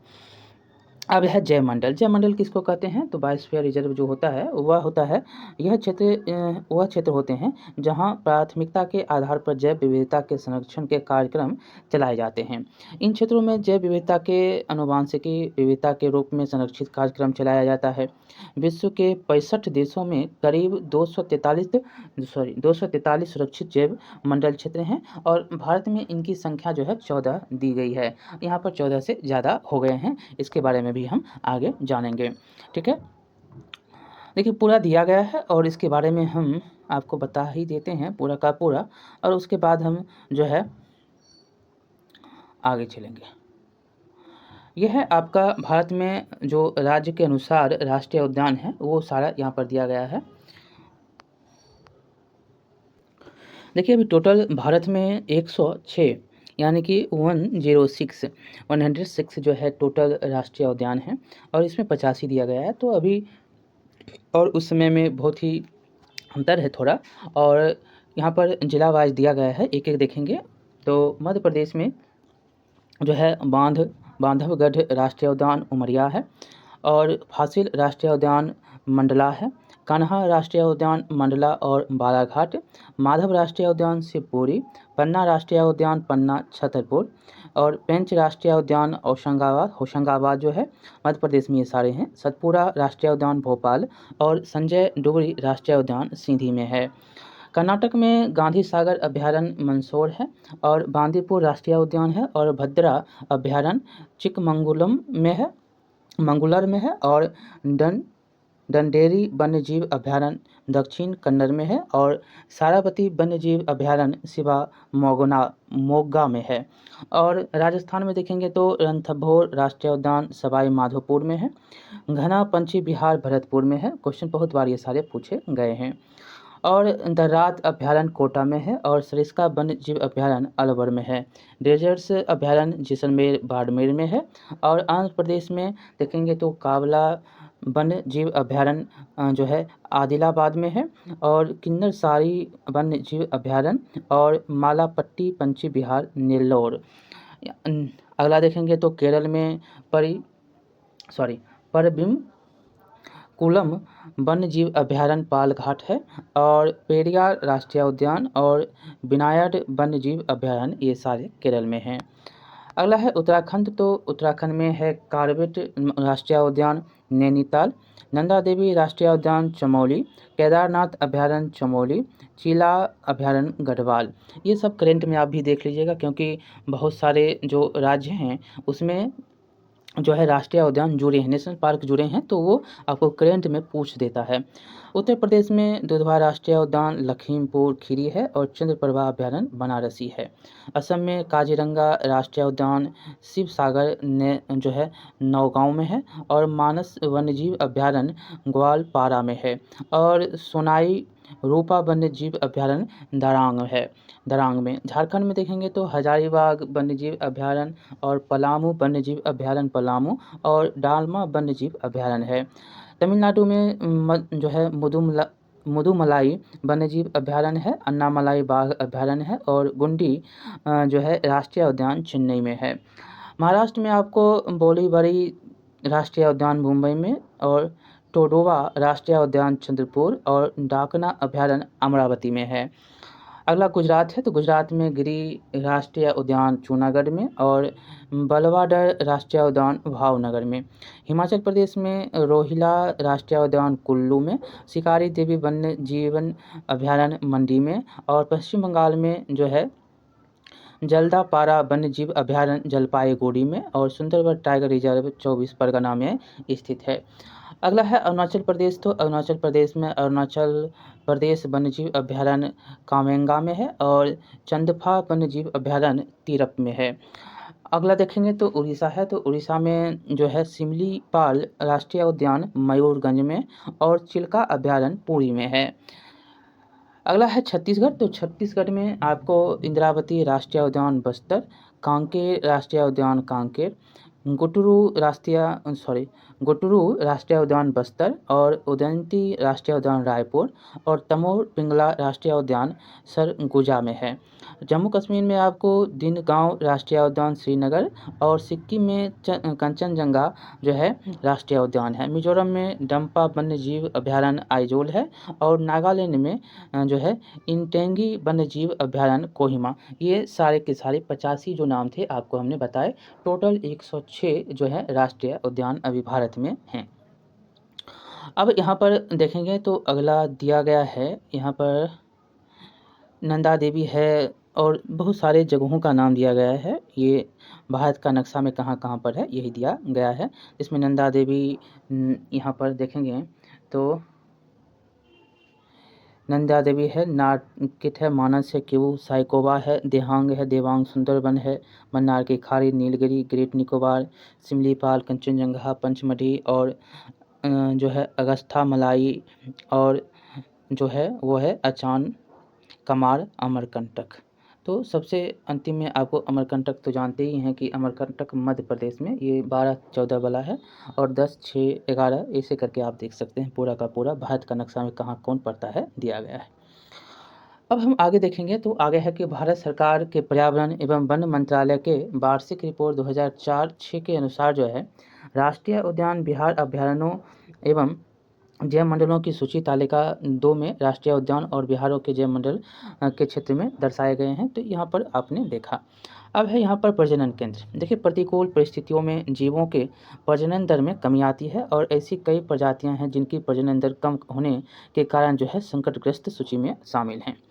इसलिए जीवों के लिए प्रजनन केंद्र की सुविधा विकसित होनी चाहिए और हमारे देश में मध्य प्रदेश में जो है पर्यावरण परिवर्तन के कारण घड़ियालों की संख्या में भारी कमी हो गई है। इसके लिए जो है इसीलिए इनके संरक्षण के लिए मुरैना मध्य प्रदेश में एक घड़ियाल प्रजनन केंद्र स्थापित किया गया है। कहाँ पर? तो जो है यह मुरैना में मध्य प्रदेश में। इसी प्रकार उड़ीसा के जो है कानन में उजले बाघ का प्रजनन केंद्र स्थापित किया गया है। अब देखिए शिकार पर रोक। लिखा गया है कि वन्य प्राणियों के ह्रास का एक प्रमुख कारण जो है इनका शिकार और इन्हें विभिन्न उद्देश्यों के लिए फंसाना भी है। इनका आर्थिक महत्व होने के कारण इनका दोहन होता है और यद्यपि जो है फंसाना, शिकार करना, व्यापार करना कानूनी रूप से वर्जित है, किंतु स्थानीय, राज्य एवं अंतर्राष्ट्रीय स्तर पर इनकी कालाबाजारी एवं तस्करी हो रही है, जिसके कारण जो है वन्य जीव का तेज़ी से दोहन हो रहा है। इस पर सरकार द्वारा सख्त कानूनी कार्रवाई भी की जा रही है। स्वयंसेवी संस्थाओं को भी आगे लाया जा रहा है और स्थानीय जनता को जो है जागरूकता में लाने की भी ज़रूरत है। बिहार के दरभंगा जिला का कुशेश्वर स्थान अभयारण्य जो पश्चिमी बिहार क्षेत्र है, एक अच्छा उदाहरण है जहां पर प्रवासी पक्षियों के शिकार एवं व्यापार पर रोकथाम के लिए स्थानीय नागरिकों के सहयोग से जन जागरण के कार्यक्रम चलाए गए हैं। जिला प्रशासन के सहयोग से स्थानीय यूनेस्को क्लब द्वारा पंछियों के शिकार पर प्रतिबंध लगाया गया है और जिसके अच्छे परिणाम प्राप्त हुए हैं। जिला प्रशासन द्वारा इसके जो है लिए एक वॉच टावर का निर्माण कराया गया है। आगे हम देखेंगे बायोपराइसी प्रॉब्लम जो होता है, जैव अपहरण की समस्याएं जो होती है उसके बारे में हम पढ़ेंगे। तो देखिए एक है शब्द यहाँ पर देखेंगे बॉक्स में। तो जैव अपहरण क्या है? तो प्रकृति जनित तथा करोड़ों वर्षों के विकास की क्रिया में स्थापित आनुवंशिक गुणों में हेरा-फेरी को जैव अपहरण कहा जाता है। मतलब कि जो करोड़ों वर्षों से विकास की क्रिया में स्थापित आनुवंशिक गुणों में जो हेरा-फेरी हो रही है, उसी को क्या कहते हैं? तो जैव अपहरण कहते हैं। देखिए क्या है ये? देखिए यहाँ पर यह आधुनिक आनुवंशिकी, इंजीनियरिंग एवं जैव तकनीकी का प्रतिफल आउटपुट है। यह केवल वन्य प्राणियों के लिए गंभीर समस्या नहीं है, बल्कि संपूर्ण मानव समाज के लिए जो है एक बड़ी समस्या बनती जा रही है। विभिन्न प्रकार के जीवों और वनस्पतियों के आनुवंशिक गुणों का पता लगाकर दूसरे जीवों एवं पौधों में प्रत्यारोपित कर दिया जाता है, के द्वारा जो है अन्य प्रकार के जीव या पौधों को विकसित किया जाता है। और इस कार्य के लिए जो है विभिन्न देशों से जैव अपहरण होता है, यानी आनुवंशिकी गुणों की हेराफेरी होती है। मतलब कि आम का पौधा है तो आम के पौधे को किसी और के पौधे से अटैच करके उससे कुछ और बना दिया जाता है। तो ये सारे काम जो हैं हो रहे हैं, आनुवंशिकी को गुण जो है हेराफेरी हो रही है। अब देखिए विकासशील देशों की जैव संपदा का विकसित देशों द्वारा अपनाए गए बायोपराइसी जो है के कई उदाहरण देखने को आए हैं। इसमें जर्म प्लाज्म जो होता है, जर्म प्लाज्म की पहचान तथा उसमें आवश्यक परिवर्तन का प्रतिस्थापन कर ऐसा संभव है। अमेरिका में उगाए जाने वाले धान की एक प्रजाति जर्म प्लाज्म भारत में बासमती चावल के जर्म प्लाज्म के समान है। तो ये जो है आप जानते होंगे कि चावल अनेक प्रकार के आपको देखने को, भूरा चावल, काला चावल, ये सब जो है देखने को कैसे मिल रहा है? तो इसी का कारण होता है, आनुवंशिकी जो चोरी हो रही है इसके कारण, ठीक है। आनुवंशिकी गुणों का हेराफेरी जो हो रहा है, इसी के कारण जो है ये सारे काम हो रहे हैं। अगला है कि पश्चिमी अफ्रीका में पाए जाने वाले जो पंट डिप्लांडा ब्राजीनिवेंजीन जो है नाम का एक पौधा इसी प्रभाव में आ गया है। और इस पौधे में पाए जाने वाले जो कई प्रकार के इस एक प्रकार के प्रोटीन की मिठास चीनी से 2000 गुना अधिक होती है। मतलब इसमें जो प्रोटीन का मिठास होता है वो चीनी से 2000 गुना होता है। इसमें कैलोरी भी बहुत कम होती है और अमेरिका द्वारा मिठास उत्पन्न करने वाले जीन की पहचान कर ली गई है। और इस जीन को मक्का के पौधे में प्रतिस्थापित कर मकई के पौधे से चीनी से भी अधिक मिठास तथा कम कैलोरी वाला जैविक उत्पाद प्राप्त करने की दिशा में शोध किए जा रहे हैं। मतलब इसका गुण जो है मक्के में ट्रांसफ़र कर दिया जाएगा। तो ये शोध अभी चल रहा है। आप समझ सकते हैं कि गन्ने से चीनी का उत्पादन तथा निर्यात करने वाले देशों के लिए यह जो है अपहरण एक प्रकार की चुनौती है। मतलब आप चीनी किससे, तो गन्ना से, और गन्ना को अब छोड़कर अब मक्का से बना रहे हैं। अब जो है अन्य पौधों से चीनी से ज़्यादा जो है अधिक गुना आप मिठास ला रहे हैं कहीं और से, तो इससे जो ईख का व्यवसाय है हुआ क्या होगा, कम हो जाएगा। और यह जो है दोहन है, एक प्रकार का जो है अपहरण है, यही कहा जा रहा है। देखिए, आप समझ सकते हैं कि गन्ने से चीनी का उत्पादन तथा निर्यात करने वाले देशों के लिए जैव अपहरण एक जो है प्रकार की चुनौती है। इसके लिए कई राष्ट्रों द्वारा कठोर कदम उठाए जा रहे हैं और हॉटस्पॉट जो है चिन्हित कर जैव संपदा पर पाबंदी लगाई जा रही है। हॉटस्पॉट क्या होता है, तो हॉटस्पॉट्स जो होता है नॉर्मन मायंस ने जो है 1988 में इन सेटू संरक्षण को प्राथमिकता के आधार पर हॉट स्पॉट्स की पहचान पर जोर दिया। The hot spots are the richest and the most threatened reservoir of plant and animal life on the earth. इनके द्वारा जो है ये शब्द कहे गए। हॉटस्पॉट के जो निर्धारण के लिए मुख्य शर्तें दी गई है यही है। यहाँ पर आप देखेंगे तो जो मुख्य शर्तें क्या हैं, पहला है यहाँ पर कि देशज प्रजातियों की संख्या का निर्धारण, ऐसी प्रजातियों जो अन्य और कहीं नहीं पाई जाती है। अधिवास पर अतिक्रमण की सीमा निर्धारित करना। दूसरा है, आप देखेंगे यहाँ पर आगे है तो उसको भी देखेंगे, लेकिन 2 ही है। और यहाँ पर बाघ परियोजना के बारे में दिया गया है और यहाँ से क्वेश्चन बार-बार आता है। 29 जुलाई को बाघ दिवस के रूप में बनाते हैं और भारत में जो है 70% बाघ की संख्या टोटल विश्व की है, ये इस बार कही गई है। टोटल जो है बाघों की संख्या भारत का जो है विश्व के सबसे ज़्यादा यहाँ पर बाघ निवास करते हैं। अब देखिए, वन जीव संरचना में बाघ मतलब कि टाइगर एक महत्वपूर्ण जंगली प्रजाति है और 1973, याद रखेंगे 1973 का डेट। अधिकारियों ने पाया कि देश में 20वीं शताब्दी के आरंभ में बाघों की संख्या अनुमानित संख्या 5500 से घटकर जो है 1827 रह गई है। बाघों को मारकर उनका व्यापार के रूप में जो है चोरी करना, आवासीय स्थलों को उड़ना, भोजन के लिए आवश्यक जंगली उपजातियों की संख्या कम होना, जनसंख्या में वृद्धि, बाघों की घटती जनसंख्या जो है यह मुख्य कारण हैं। अब आगे है कि बाघों के खाल का व्यापार और इनकी हड्डियों का एशियाई देशों में परंपरागत औषधियों में प्रयोग के कारण जो है यह जाति विलुप्त होने के कगार पर पहुंच गई है।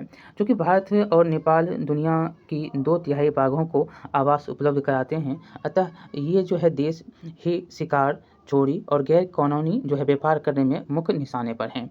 अब एक बात यहाँ पर है बॉक्स में, क्या आप जानते हैं कि कैमरून के बोरोरो जनजाति के लोग स्वयं शिकार करने के बदले शेरों द्वारा किए गए शिकार पर धावा बोलते हैं और इससे शेरों की संख्या में कमी आती है और इस प्रकार के शिकार को जो है क्लेप्टोपेरासाइटिज्म कहते हैं। ठीक है, इसको क्लेप्टोपेरासाइटिज्म के नाम से जाना जाता है। अब यहाँ पर देखेंगे तो बाघ परियोजना जो है प्रोजेक्ट टाइगर 1973, ये क्या है, तो ये जो है विश्व की बेहतरीन वन्य जीव परियोजनाओं में से एक है। इसकी शुरुआत जो है कब होती है, तो 1973 में होती है। बहुत ही इंपॉर्टेंट है, बार बार पूछा जाता है। अब देखिए, शुरू में इसमें बहुत सफलता प्राप्त हुई क्योंकि जो बाघों की संख्या जो है 1985 में 4002 और 1989 में 4334 हो गई, परंतु 1993 में इसकी संख्या घटकर 3600 पहुँच गई और भारत में 37,761 वर्ग किलोमीटर पर फैले हुए जो है 27 बाघ रिजर्व हैं। और बाघ रिजर्व मात्र जो है संकटग्रस्त जाति को बचाने का प्रयास नहीं है, अपितु इसका उद्देश्य जो है बड़े आकार के जैव जाति को भी बचाना है। उत्तरांचल जो है उसमें कार्बेट राष्ट्रीय उद्यान जो नेशनल पार्क है उसमें पश्चिम बंगाल में देखेंगे तो सुंदरबन राष्ट्रीय उद्यान है, मध्य प्रदेश में बाघगढ़ राष्ट्रीय उद्यान है, राजस्थान में सरिस्का वन्यजीव पशु विहार है, असम में मानस जो है बाघ रिजर्व है, और केरल में पेरियार जो है बाघ रिजर्व, और भारत में बाघ संरक्षण परियोजनाओं के ये बहुत कुछ उदाहरण पेश करते हैं। ये उदाहरण हैं। अब है अगला, समुदाय और वन संरक्षण। देखिए इसमें जो लिखा गया है कि भारत के कुछ क्षेत्रों में स्थानीय समुदाय सरकारी अधिकारियों के साथ मिलकर वन्य जीवों के आवास स्थलों के संरक्षण में जुटे हैं, क्योंकि ये वन और वनस्पतियों से दीर्घकाल से इनकी आवश्यकताओं की पूर्ति हो रही है। सरिस्का बांध रिजर्व में राजस्थान के गांवों के लिए वन्य जीव संरक्षण अधिनियम के तहत वहां से खनन कार्य बंद करवाने के लिए संघर्षरत हैं। कई क्षेत्रों में तो लोग स्वयं वन्य जीव आवासों की रक्षा कर रहे हैं। राजस्थान के अरवल जिले में 5 गांवों के लोगों ने तो 1200 हेक्टेयर वन भूमि क्षेत्र भैरोदेव डाकब बिहार चोरी घोषित कर दी, जिसके अपने ही नियम कानून हैं जो कि शिकार वर्जित करते हैं तथा बाहरी लोगों की घुसपैठ से यहाँ के वन्य जीव को बचाते हैं। ये कहाँ का जो है, तो ये राजस्थान के अरवल के 5 गांव के जो लोग हैं वो बिहार चोरी घोषित कर दिया, मतलब कि आप जो वहाँ के वन्य भूमि का क्षेत्र में पेड़ पौधे अन्य भी कोई भी जीव जंतु का चोरी नहीं कर सकते हैं। इसको लेकर कानून खुद बनाया है। आगे हम देखेंगे तो आदिवासी लोग जो हैं अपनी आवश्यकताओं के लिए आसपास के परिवेश पर निर्भर करते हैं। वह वन्य जीवों का आखेट मतलब शिकार, मछली पकड़ना, जंगली फल, कंद, बीज प्राप्त करना एवं सीमित मात्रा में कृषि साधन आदि से जो है अपने भोजन की आवश्यकताओं की पूर्ति करते हैं। लेकिन आदिवासी जो जनजाति होते हैं को अपने क्षेत्र में पाए जाने वाले पेड़ पौधों तथा वन्य जीवों से भावनात्मक एवं आत्मीय लगाव होता है। अपने परिवेश में पाए जाने वाले संस्थानों के संरक्षण के प्रति जो है ये अत्यंत सक्रिय तथा सचेत होते हैं। ये जंगली पौधों के बीज आदि के अंकुरण के मौसम में वन क्षेत्रों में नहीं जाते हैं और अपने पालतू पशुओं को भी जंगल में प्रवेश से रोकते हैं। प्रजनन काल में मादा वन पशुओं का शिकार नहीं करते हैं, जो मादा होती है उसका शिकार नहीं होता है। वन संसाधनों का उपयोग चक्रीय पद्धति से करते हैं। वन के खास क्षेत्रों को सुरक्षित रख उसमें प्रवेश नहीं करते। समय समय पर जो है आवश्यकता अनुसार वृक्षारोपण तथा उनकी रक्षा भी करते हैं तथा इस प्रकार के जनजातीय क्षेत्रों के वन को सर्वाधिक जो है स्वाभाविक संरक्षण प्राप्त हो जाता है। देखिए हिमालय में प्रसिद्ध चिपको आंदोलन जो हुआ है उसके बारे में है कि हिमालय में प्रसिद्ध चिपको आंदोलन कई क्षेत्रों में वन कटाई रोकने में सफल नहीं रहा, बल्कि यह भी दिखाया कि स्थानीय पौधों का प्रयोग करके सामुदायिक वनीकरण अभियान को सफल बनाया जा सकता है। पारंपरिक संरक्षण तरीकों को कृषकों में क्रमशः पारिस्थितिक के अनुरूप कृषि की जागृति आई, और जैसे टिहरी में किसानों के बीच भूमि बचाओ आंदोलन ने दिखा दिया कि रासायनिक उर्वरकों के प्रयोग के बिना भी विविध फसल उत्पादन द्वारा आर्थिक रूप से लाभकारी कृषि संभव है। आगे यहाँ पर चिपको आंदोलन को लेकर है, तो चिपको मूवमेंट को लेकर देखेंगे तो उत्तर प्रदेश टेहरी गढ़वाल पर्वतीय क्षेत्र में जो है पर्वतीय जिले में सुंदरलाल बहुगुणा के नेतृत्व में अनपढ़ जनजातियों द्वारा 1972, ये भी डेट याद रखेंगे, और लाल बहुगुणा का तो आप नाम याद ही रखेंगे, बहुत बार क्वेश्चन पूछ चुका है। TRE 1 से लेकर TRE 2, 3 सभी जगह पर आपको देखने को सुंदरलाल बहुगुणा का क्वेश्चन आपको आया है, और अन्य एग्जाम में भी ये क्वेश्चन बहुत पूछे जाते हैं। यह आंदोलन कब हुआ था? 1972 में। और टाइगर प्रोजेक्ट कब हुआ? तो 1973 में। ये दोनों जो है आपको याद रखना है, 1 साल का अंतर है। इसी अध्याय में दोनों हम पढ़े हैं, इसीलिए आपको हम बोल रहे हैं। देखिए, इसमें है कि इस आंदोलन में स्थानीय ठेकेदार जो थे, लोग ठेकेदारों की कुल्हाड़ी से हरे-भरे जो पौधों को काटते देख उसे बचाने के लिए अपने आगोश में मतलब घेर लिया। अपने आगोश में, अपने बाहों में जो है पौधों को घेर कर इसकी रक्षा करते थे और इसे कई जो है देशों ने स्वीकारा, मतलब कई देशों के द्वारा जो है इसको स्वीकारा भी गया। देख सकते हैं कि किस प्रकार से चिपको आंदोलन पेड़ में चिपकर जो है पेड़ों को बचाया जा रहा है। आगे है कि भारत में संयुक्त वन प्रबंधन क्षरित जो है वनों के प्रबंधन और पुनर्निर्माण में स्थानीय समुदायों की भूमिका के महत्व को उजागर करते हैं। औपचारिक रूप में इन कार्यक्रमों की शुरुआत 1988 में हुई, जब उड़ीसा राज्य में संयुक्त वन प्रबंधन का पहला प्रस्ताव पास किया। वन विभाग के अंतर्गत संयुक्त वन प्रबंधन क्षरित वनों को बचाने के लिए कार्य करता है और इसमें गांव के स्तर पर संस्थाएं बनाई जाती हैं। इसमें ग्रामीण और वन विभाग के अधिकारी संयुक्त रूप से कार्य करते हैं। आया है कि भारत में जैन एवं बौद्ध धर्म के अनुयायी अहिंसा प्रेमी होते हैं और ये धर्म अहिंसा परमो धर्म पर आधारित है। जैन समुदाय के बीच सूक्ष्म जीव की भी हत्या क्या है, वर्जित है। अतः वन्य एवं वन्य प्राणियों के संरक्षण में इनकी काफ़ी योगदान रहता है। महात्मा बुद्ध ने 487 ईस्वी पूर्व कहा था कि पेड़ एक विशेष असीमित दयालु और उदाहरणपूर्ण जीवधारी है, जो अपने सतत पोषण के लिए कोई मांग नहीं करता और जो है दानशीलता पूर्वक अपने जीवन की क्रियाओं को भेंट करता है और यह सभी की रक्षा करता है और स्वयं पर कुल्हाड़ी चलाने वालों पर भी छाया प्रदान करता है। यह बुद्ध के द्वारा 487 ईस्वी पूर्व में कही गई। अगला है कि वन्य जीवों के संरक्षण के लिए कानूनी प्रावधान क्या है। तो प्रोविज़न जो वाइल्ड लाइफ के लिए क्या-क्या है, ये यहाँ पर आपको बता दिए गए हैं। देखिए, वन्य जीवों के संरक्षण के लिए बनाए गए जो कानून हैं 2 वर्गों में विभाजित है।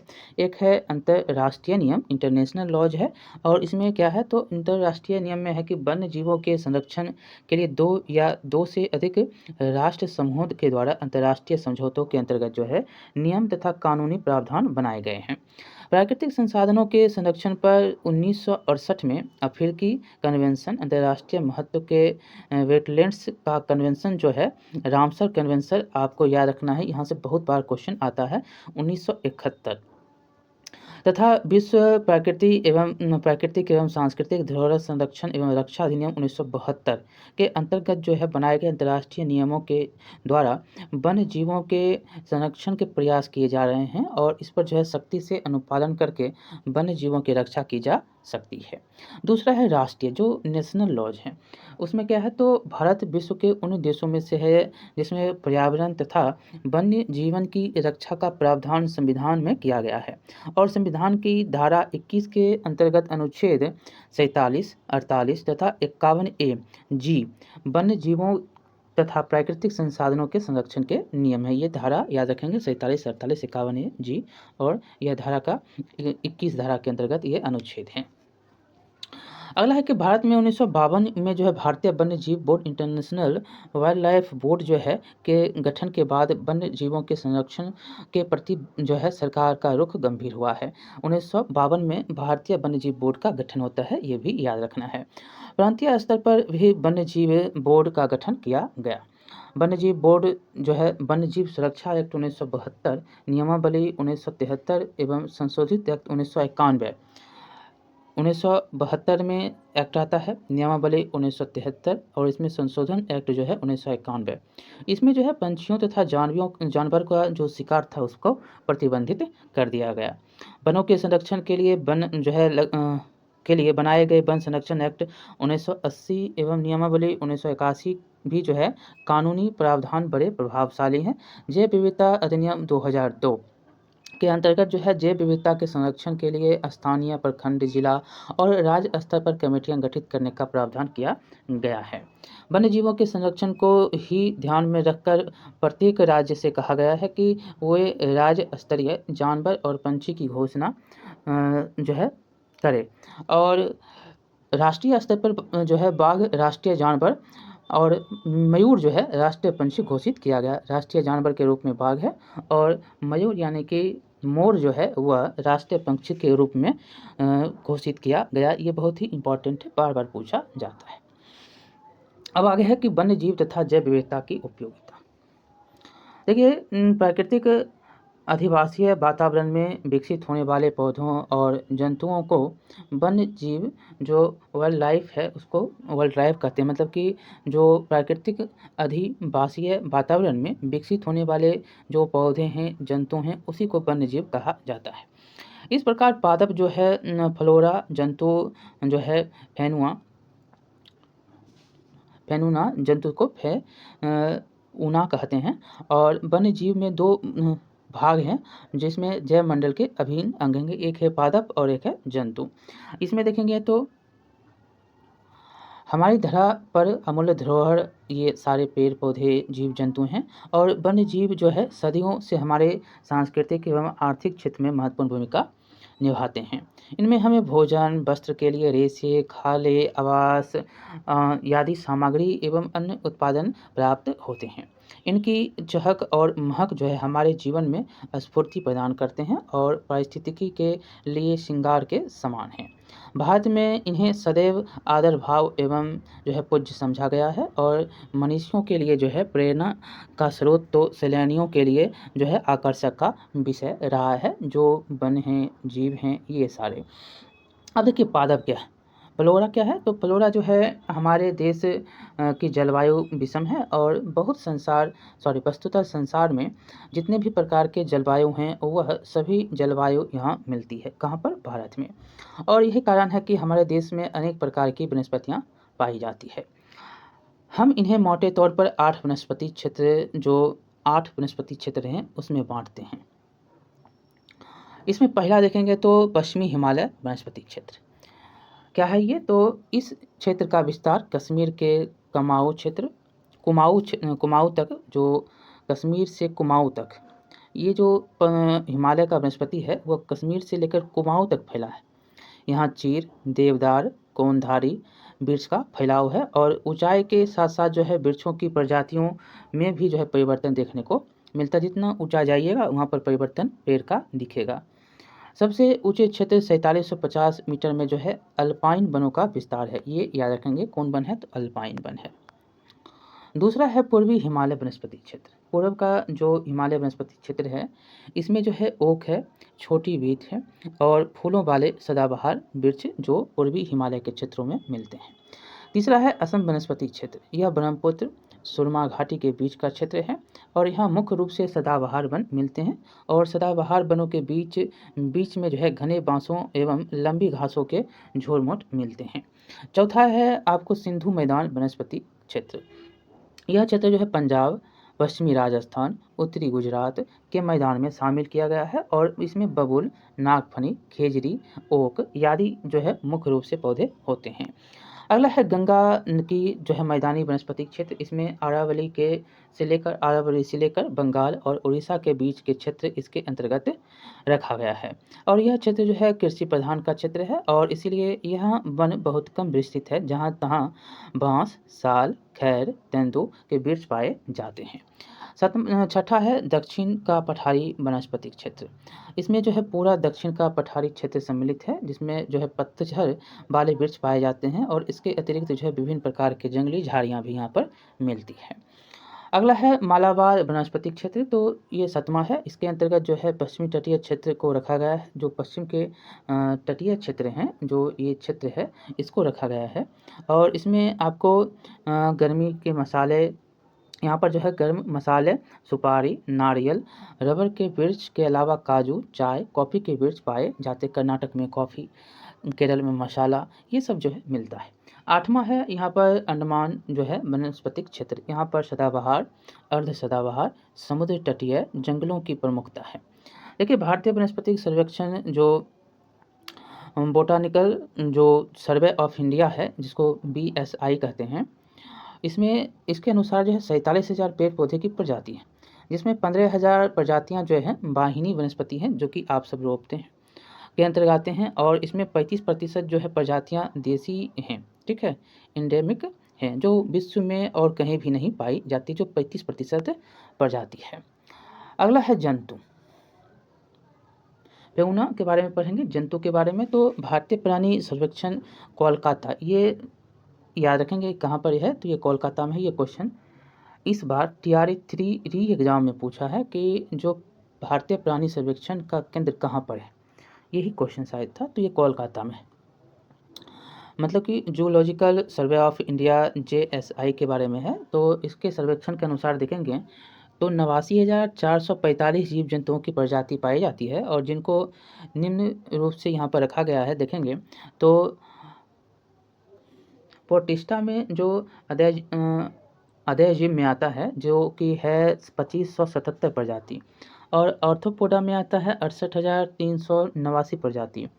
मोलस्का में जो आता है मोलस्क या मोलस्का बोलते हैं, तो इसमें 5,000 प्रजाति है, और अन्य अकशेरुकी में जो है वह 8329 प्रजाति है। प्रोटोका डेट्रा में जो आता है 119 प्रजाति आता है। मछलियाँ 2546 प्रजाति है। अभयचर में 209 प्रजाति है, और सरीसृप में 456 प्रजाति है। पंछी में 1232 प्रजाति, और स्तनपायी में 390 प्रजाति हैं। देखिए इनमें जो है कई लुप्त हैं, जो कि आपको पहले भी हमने दिखाया था कि क्या क्या कौन कौन जो है लुप्त हैं। इसमें देखेंगे तो कई लुप्त के होने के कगार पर हैं। इनके संरक्षण के लिए सरकार ने कई कदम उठाए। इनके लिए 89 उद्यान तथा 400 वन्य प्राणी उद्यान का विस्तार जो है विकास प्रमुख है, और इसके अंतर्गत सम्मिलित रूप से 1.56 लाख किलोमीटर क्षेत्रफल है। इसके क्षेत्र में जैव विविधता और उपयोगिता के ज्ञान के पूर्व आप यह जान लें कि जैव विविधता जो है बायोडाइवर्सिटी क्या है। ठीक है, जैव विविधता आखिर है क्या। आपने पटना का संजय गांधी जैविक उद्यान का भ्रमण किया होगा, जहां वहां पर एक और जो है धन्वंतरी पार्क में छोटे छोटे विभिन्न प्रकार के औषधीय पौधे देखा होगा। तो दूसरी और जो है बड़े बड़े विभिन्न प्रकार के पेड़ पौधे जो है वृक्षों इसी वनों में वृक्ष इसी यहाँ पर है कि जो बड़े बड़े पेड़ पौधे हैं उसके बारे में लिखा गया है। तो विभिन्न प्रकार के वृक्ष इसी वनों में उछलते कूदते बंदरों का आवास, तो कहीं सिंह, गेंडा और मगर को देखकर आनंदित हुए होंगे। छोटी बड़ी सुंदर पंछियों की चहचहाट सुनकर भाव विभोर हुए होंगे, तो कहीं रेंगने वाले जीव सांप दिखाई पड़ा होगा। वास्तव में स्थानीय स्तर पर यह जैविक उद्यान जैव विविधता का ही प्रतिनिधित्व करता है। यह भूमंडल जो हम सबों का आवास है, सूक्ष्म जीवाणु जो बैक्टीरिया से लेकर वटवृक्ष, हाथी और ब्लू व्हेल तक करोड़ों जीवधारी का अधिवास है। सही अर्थों में यह पृथ्वी जो है जैव विविधता का भंडार है। आगे है कि विगत 250 वर्षों से जीव जो है वैज्ञानिक जीवों एवं पादपों की पहचान एवं नामों का पता लगाने का प्रयास कर रहे हैं। हमारे वैज्ञानिकों ने तो कई हजार वर्ष पूर्व में ही जंतुओं एवं पेड़ पौधों पर शोध करके इसकी सूची तैयार कर नाम एवं प्रजातियों की खोज की थी। प्रथम शताब्दी में आयुर्वेद के जनक चरक, ये क्वेश्चन आपसे बहुत ही पूछा जाता है कि आयुर्वेद के जनक के नाम आपको बताने हैं, तो ये चरक हैं। कौन है? तो चरक हैं, और इनका बुक का नाम है चरक संहिता। बहुत ही इंपॉर्टेंट है, बार बार क्वेश्चन यहाँ से आता है। 200 प्रकार के पशुओं और 340 प्रकार के पौधों का उल्लेख किया है चरक संहिता में। ठीक है। 18वीं शताब्दी में स्वीडन के वैज्ञानिक केलोर्स लिनाइस ने लगभग 5900 प्रकार के पौधों और 4200 प्रकार के पशुओं की पहचान की थी। अब तक 17 लाख प्रजातियों का नामकरण किया जा चुका है। इसमें 10 लाख से अधिक पशु हैं और 7 लाख पौधों की प्रजातियां हैं। एक अनुमान के अनुसार जो है 50 लाख से अधिक प्रजातियां हैं, और कुल प्रजातियों में से आधा से अधिक प्रजातियां विश्व के अज्ञात उष्णकटिबंध वर्षा वन में पाई जाती है, जबकि वर्षा वन विश्व के स्थलीय भूभाग का 8% से भी कम क्षेत्र है, मतलब 8% से कम क्षेत्रफल है। देखिए हमारा देश जो है जैव विविधता के संदर्भ में विश्व के सर्वाधिक समृद्ध देशों में से एक है, और इसकी गणना विश्व के 12 विशाल जैविक विविधता वाले देशों में की जाती है। यहाँ विश्व की सारी जैव एवं जातियों का 8% संख्या जो है लगभग 16 लाख पाई जाती है। आप देखिए यहाँ पर आपको दिया गया है बॉक्स में टॉपिक से देखेंगे तो विश्व की 1 लाख की पतंगों की जातियों में 60,000 जातियाँ जो हैं भारत में हैं। 4100 मछलियों की प्रजातियों में 1693 भारत में है। विश्व की 9000 पंछियों में जातियों में से लगभग 1200 भारत में पाई जाती हैं। इसी प्रकार 4000 स्तनपायी जीवों का 10% भारत में है। पादप बहुल देशों में भारत का 10वां स्थान है और भारत एक महत्वपूर्ण बेबोलिवियन सेंटर ऑफ डाइवर्सिटी है, जहाँ पर जो है 167 किस्म पादप प्रजातियाँ हैं और चावल, गन्ना, जूट, आम, नींबू, केला, बाजरा, ज्वार जो है फसलों का उद्भव भारत में हुआ है। ये सारे पॉइंट थे। आगे है कि यहाँ पर एक और बॉक्स में है, उसको पहले पढ़ लेते हैं, उसके बाद हम आगे चलेंगे। देखिए यहाँ है कि हमें भूमंडल पर अधिवास करने वाले प्रजातियों का सही पता नहीं है। एक अनुमान के अनुसार प्रजातियों की संख्या 4 से जो है 100 मिलियन तक पहुंच सकती है। विश्व में सबसे अधिक जातियां कीड़े मकोड़े और अति सूक्ष्म परजीवों की है, जिन्हें हम खुली आंखों से नहीं देख सकते हैं। आगे देखेंगे, यहाँ पर अब चलेंगे तो यहाँ लिखा गया है कि जैव विविधता के संदर्भ में अभी भी हमारा ज्ञान बहुत कम है और इस भूमंडल पर पेड़ पौधे एवं जीव जंतु की जातियाँ, प्रजातियाँ, उपजातियाँ संख्या से कहीं अधिक होने की संभावनाएं हैं। आपको यह जानकर आश्चर्य होगा कि प्रत्येक वर्ष 10,000 मतलब कि मोटे तौर पर नवीन प्रजातियों की उत्पत्ति हो रही है। हमारा देश जो है जैव विविधता में समृद्ध देश है और सबसे समृद्ध जो है जैव विविधता वाला क्षेत्र पश्चिमी घाट, ये बहुत ही इम्पोर्टेंट है, क्वेश्चन बहुत बार पूछा है। सबसे समृद्ध जैव विविधता वाला देश भारत में कौन है, तो पश्चिमी घाट और उत्तरी पूर्वी भारत है। देखिए इसमें क्रमशः जो है भारत का 4% और 5.2% जो है भौगोलिक क्षेत्रफल है। विश्व का जो है 25 हॉट स्पॉट्स भी इन्हीं में इन्हीं में रखा गया है। इसमें असंख्य प्रकार के जैविक समूह रहते हैं। भारत में 33% जो है पुष्पीय पौधे भारतीय मूल के हैं और इसी प्रकार 53% जो है स्वच्छ जल मछली और जो है 60% एम्फेबियंसन और 30% जो है रेंगने वाली प्रजातियां और 10% जो है स्तनपायी प्रजातियां भारतीय मूल के हैं। ठीक है, इंडेमिक।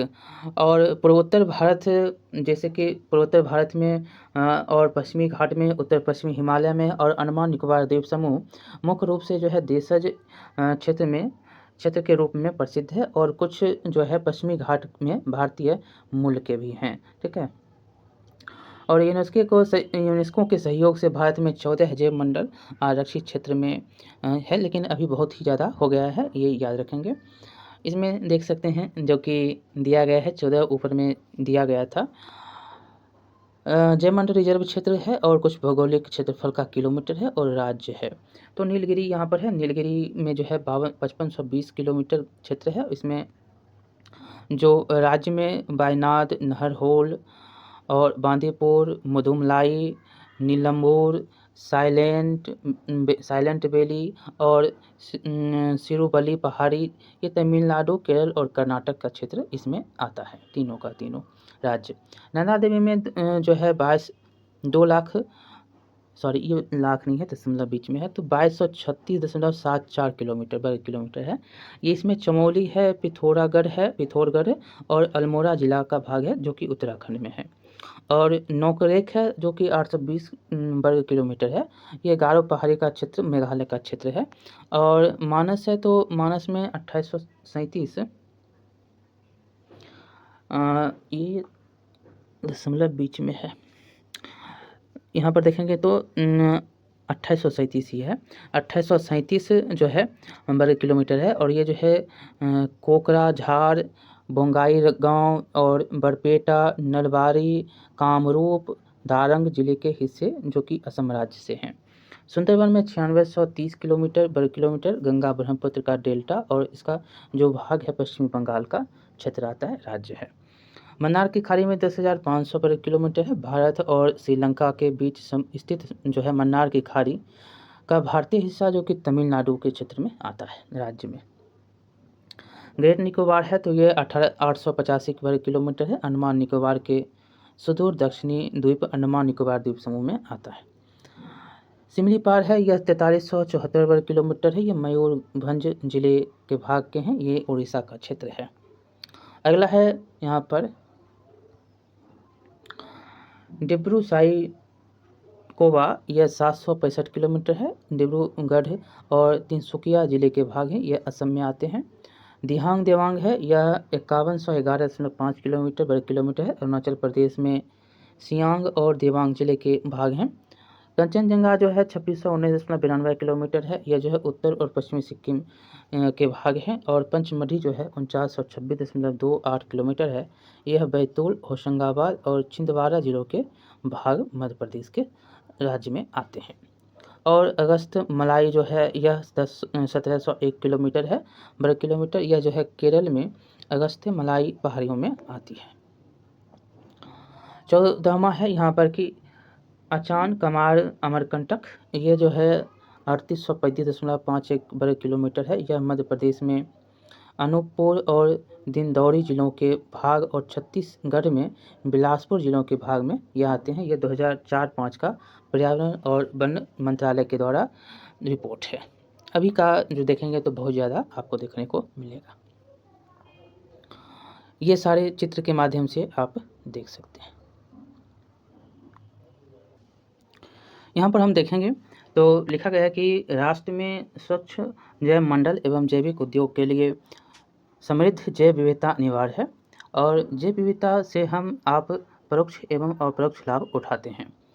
जैव विविधता हमारे लिए भोजन, औषधीय, भेषज, दवाइयाँ, रेशा, रबर, लकड़ियाँ का साधन है। कई सूक्ष्म जीवों का उपयोग बहुमूल्य उत्पाद तैयार करने के लिए उद्योग में प्रयोग होता है। यह हमें मुफ्त में जो है बहुत सारे पारिस्थितिकीय सेवा प्रदान करता है। जैव विविधता का मुख्य उपयोगिता जो है निम्नलिखित रूप से यहाँ पर दिया गया है। पहला है कि आधुनिक कृषि 3 प्रकार से जैव विविधता का उपयोग करता है। पहला का में है कि नवीन फसल के साधन के रूप में। दूसरा है अच्छे प्रकार के जो नस्ल के सामग्री के रूप में। और तीसरा है नए जैव विनाश पीड़ानाशी के रूप में। देखिए, मानव में भोजन पूर्णतः जैविक संसार से प्राप्त होता है। कई हजार प्रजातियां खाद्य योग्य पौधे की हैं, किंतु लगभग 85% जो है संसार का भोजन 20 से भी कम पौधों की प्रजातियों से खेती द्वारा उत्पन्न किया जाता है। शेष 15% जो पशुओं से उत्पन्न किया जाता है। नई प्रजातियों में पौधे एवं जंतु की खोज बढ़ती जनसंख्या के भोजन के लिए सहायक होंगे। आगे है कि विकसित पौधों एवं घरेलू जानवरों की कुल नस्ल आधुनिक खेती की रीढ़ की हड्डी है। बहुत सारे विकसित प्रकार की फसलें और अन्य उपयोगी पौधे प्रजनन क्रिया योजनाओं के द्वारा विकसित किए गए हैं। जंगली प्रजातियों का आनुवंशिकी जो है का उपयोग नए गुणों के लिए होता है, जैसे रोग रोधी अथवा विकसित घरेलू प्रजातियों की उपज के लिए। उदाहरण के लिए एशिया में धान की खेती का 4 प्रमुख रोगों के संरक्षण एक अकेला जंगली भारतीय चावल प्रजाति अर्जोया निवारा इंग्लिश में है, अर्जोया निवारा से किया जाता है। जो रोग का संरक्षण है इससे किया जाता है। आगे है कि जैव विविधता का उपयोग जो है बहुत सारे औषधीय उपयोग में होता है। बहुत सारे तत्व से रोग उपचार गुणों को पौधों से प्राप्त किया जाता है। जैसे मॉर्फिन का उपयोग जो है दर्द जो है निरोधक में किया जाता है और इसे पापावर सोनिफेरम सोनिफेरम से प्राप्त किया जाता है। और क्यूनाइन मलेरिया के लिए उपयोगी है। यह चिनचोना रेड जेन रियाना से प्राप्त होता है। और टैक्सोल जो है कैंसर रोधी औषधि है, जो एक प्रकार के सदाबहार वृक्षों के छाल टैक्सस बैक्टेका एवं टी यानी कि टैक्सस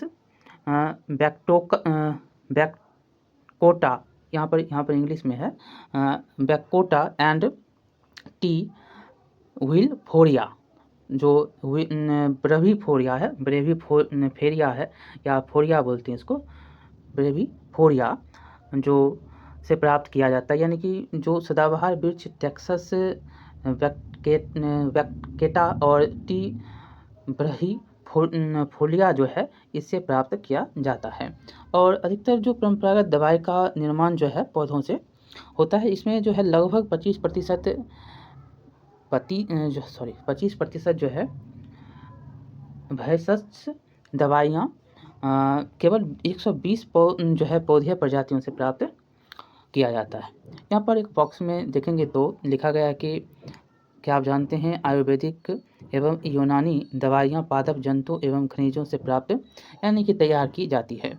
और आयुर्वेदिक जनक चरक ने हजारों वर्ष पूर्व पादप जंतु एवं खनिज का उपयोग रोग उपचार के में किया था। और आयुर्वेद जो है भारतीय इलाज पद्धति है और विश्व की प्राचीन पद्धतियों में से एक है।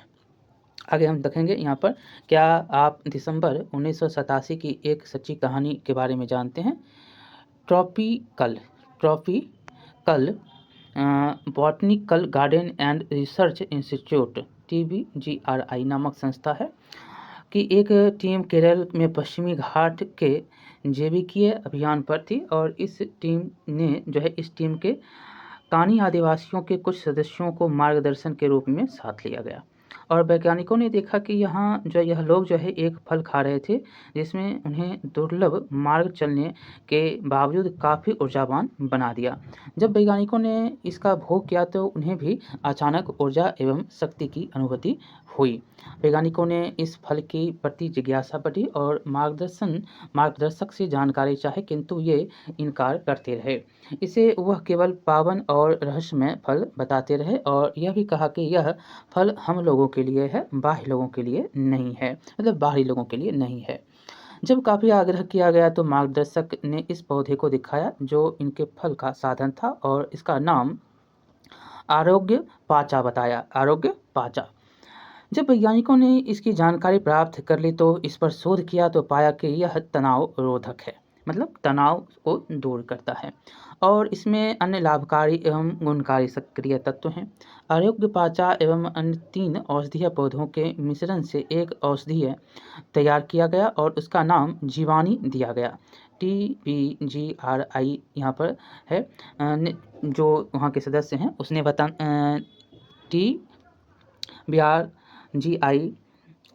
TBGRI ने इसे बनाने के लिए एक प्राइवेट कंपनी आर्यावेद जो फार्मेसी है ABP को दिया और इसमें जो है लगभग 10 लाख रुपए पंजीयन शुल्क लिया, जो है 2% रॉयल्टी तय की गई।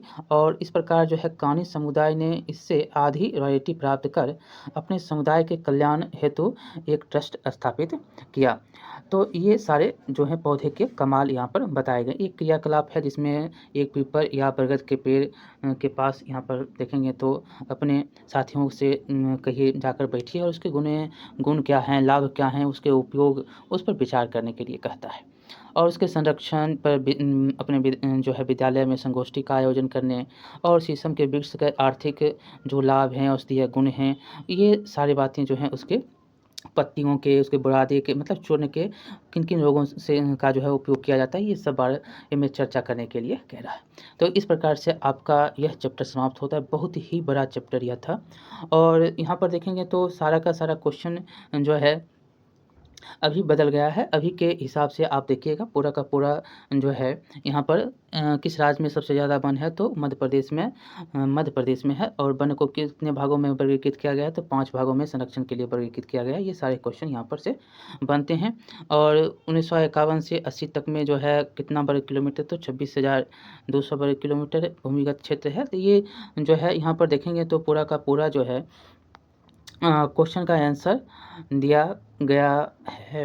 मतलब कि क्वेश्चन का आंसर जो है ऊपर में सब कुछ दिया ही गया है। प्राकृतिक संसाधनों के संरक्षण 1968 में कौन सा कन्वेंशन हुआ तो वेटलैंड्स कन्वेंशन।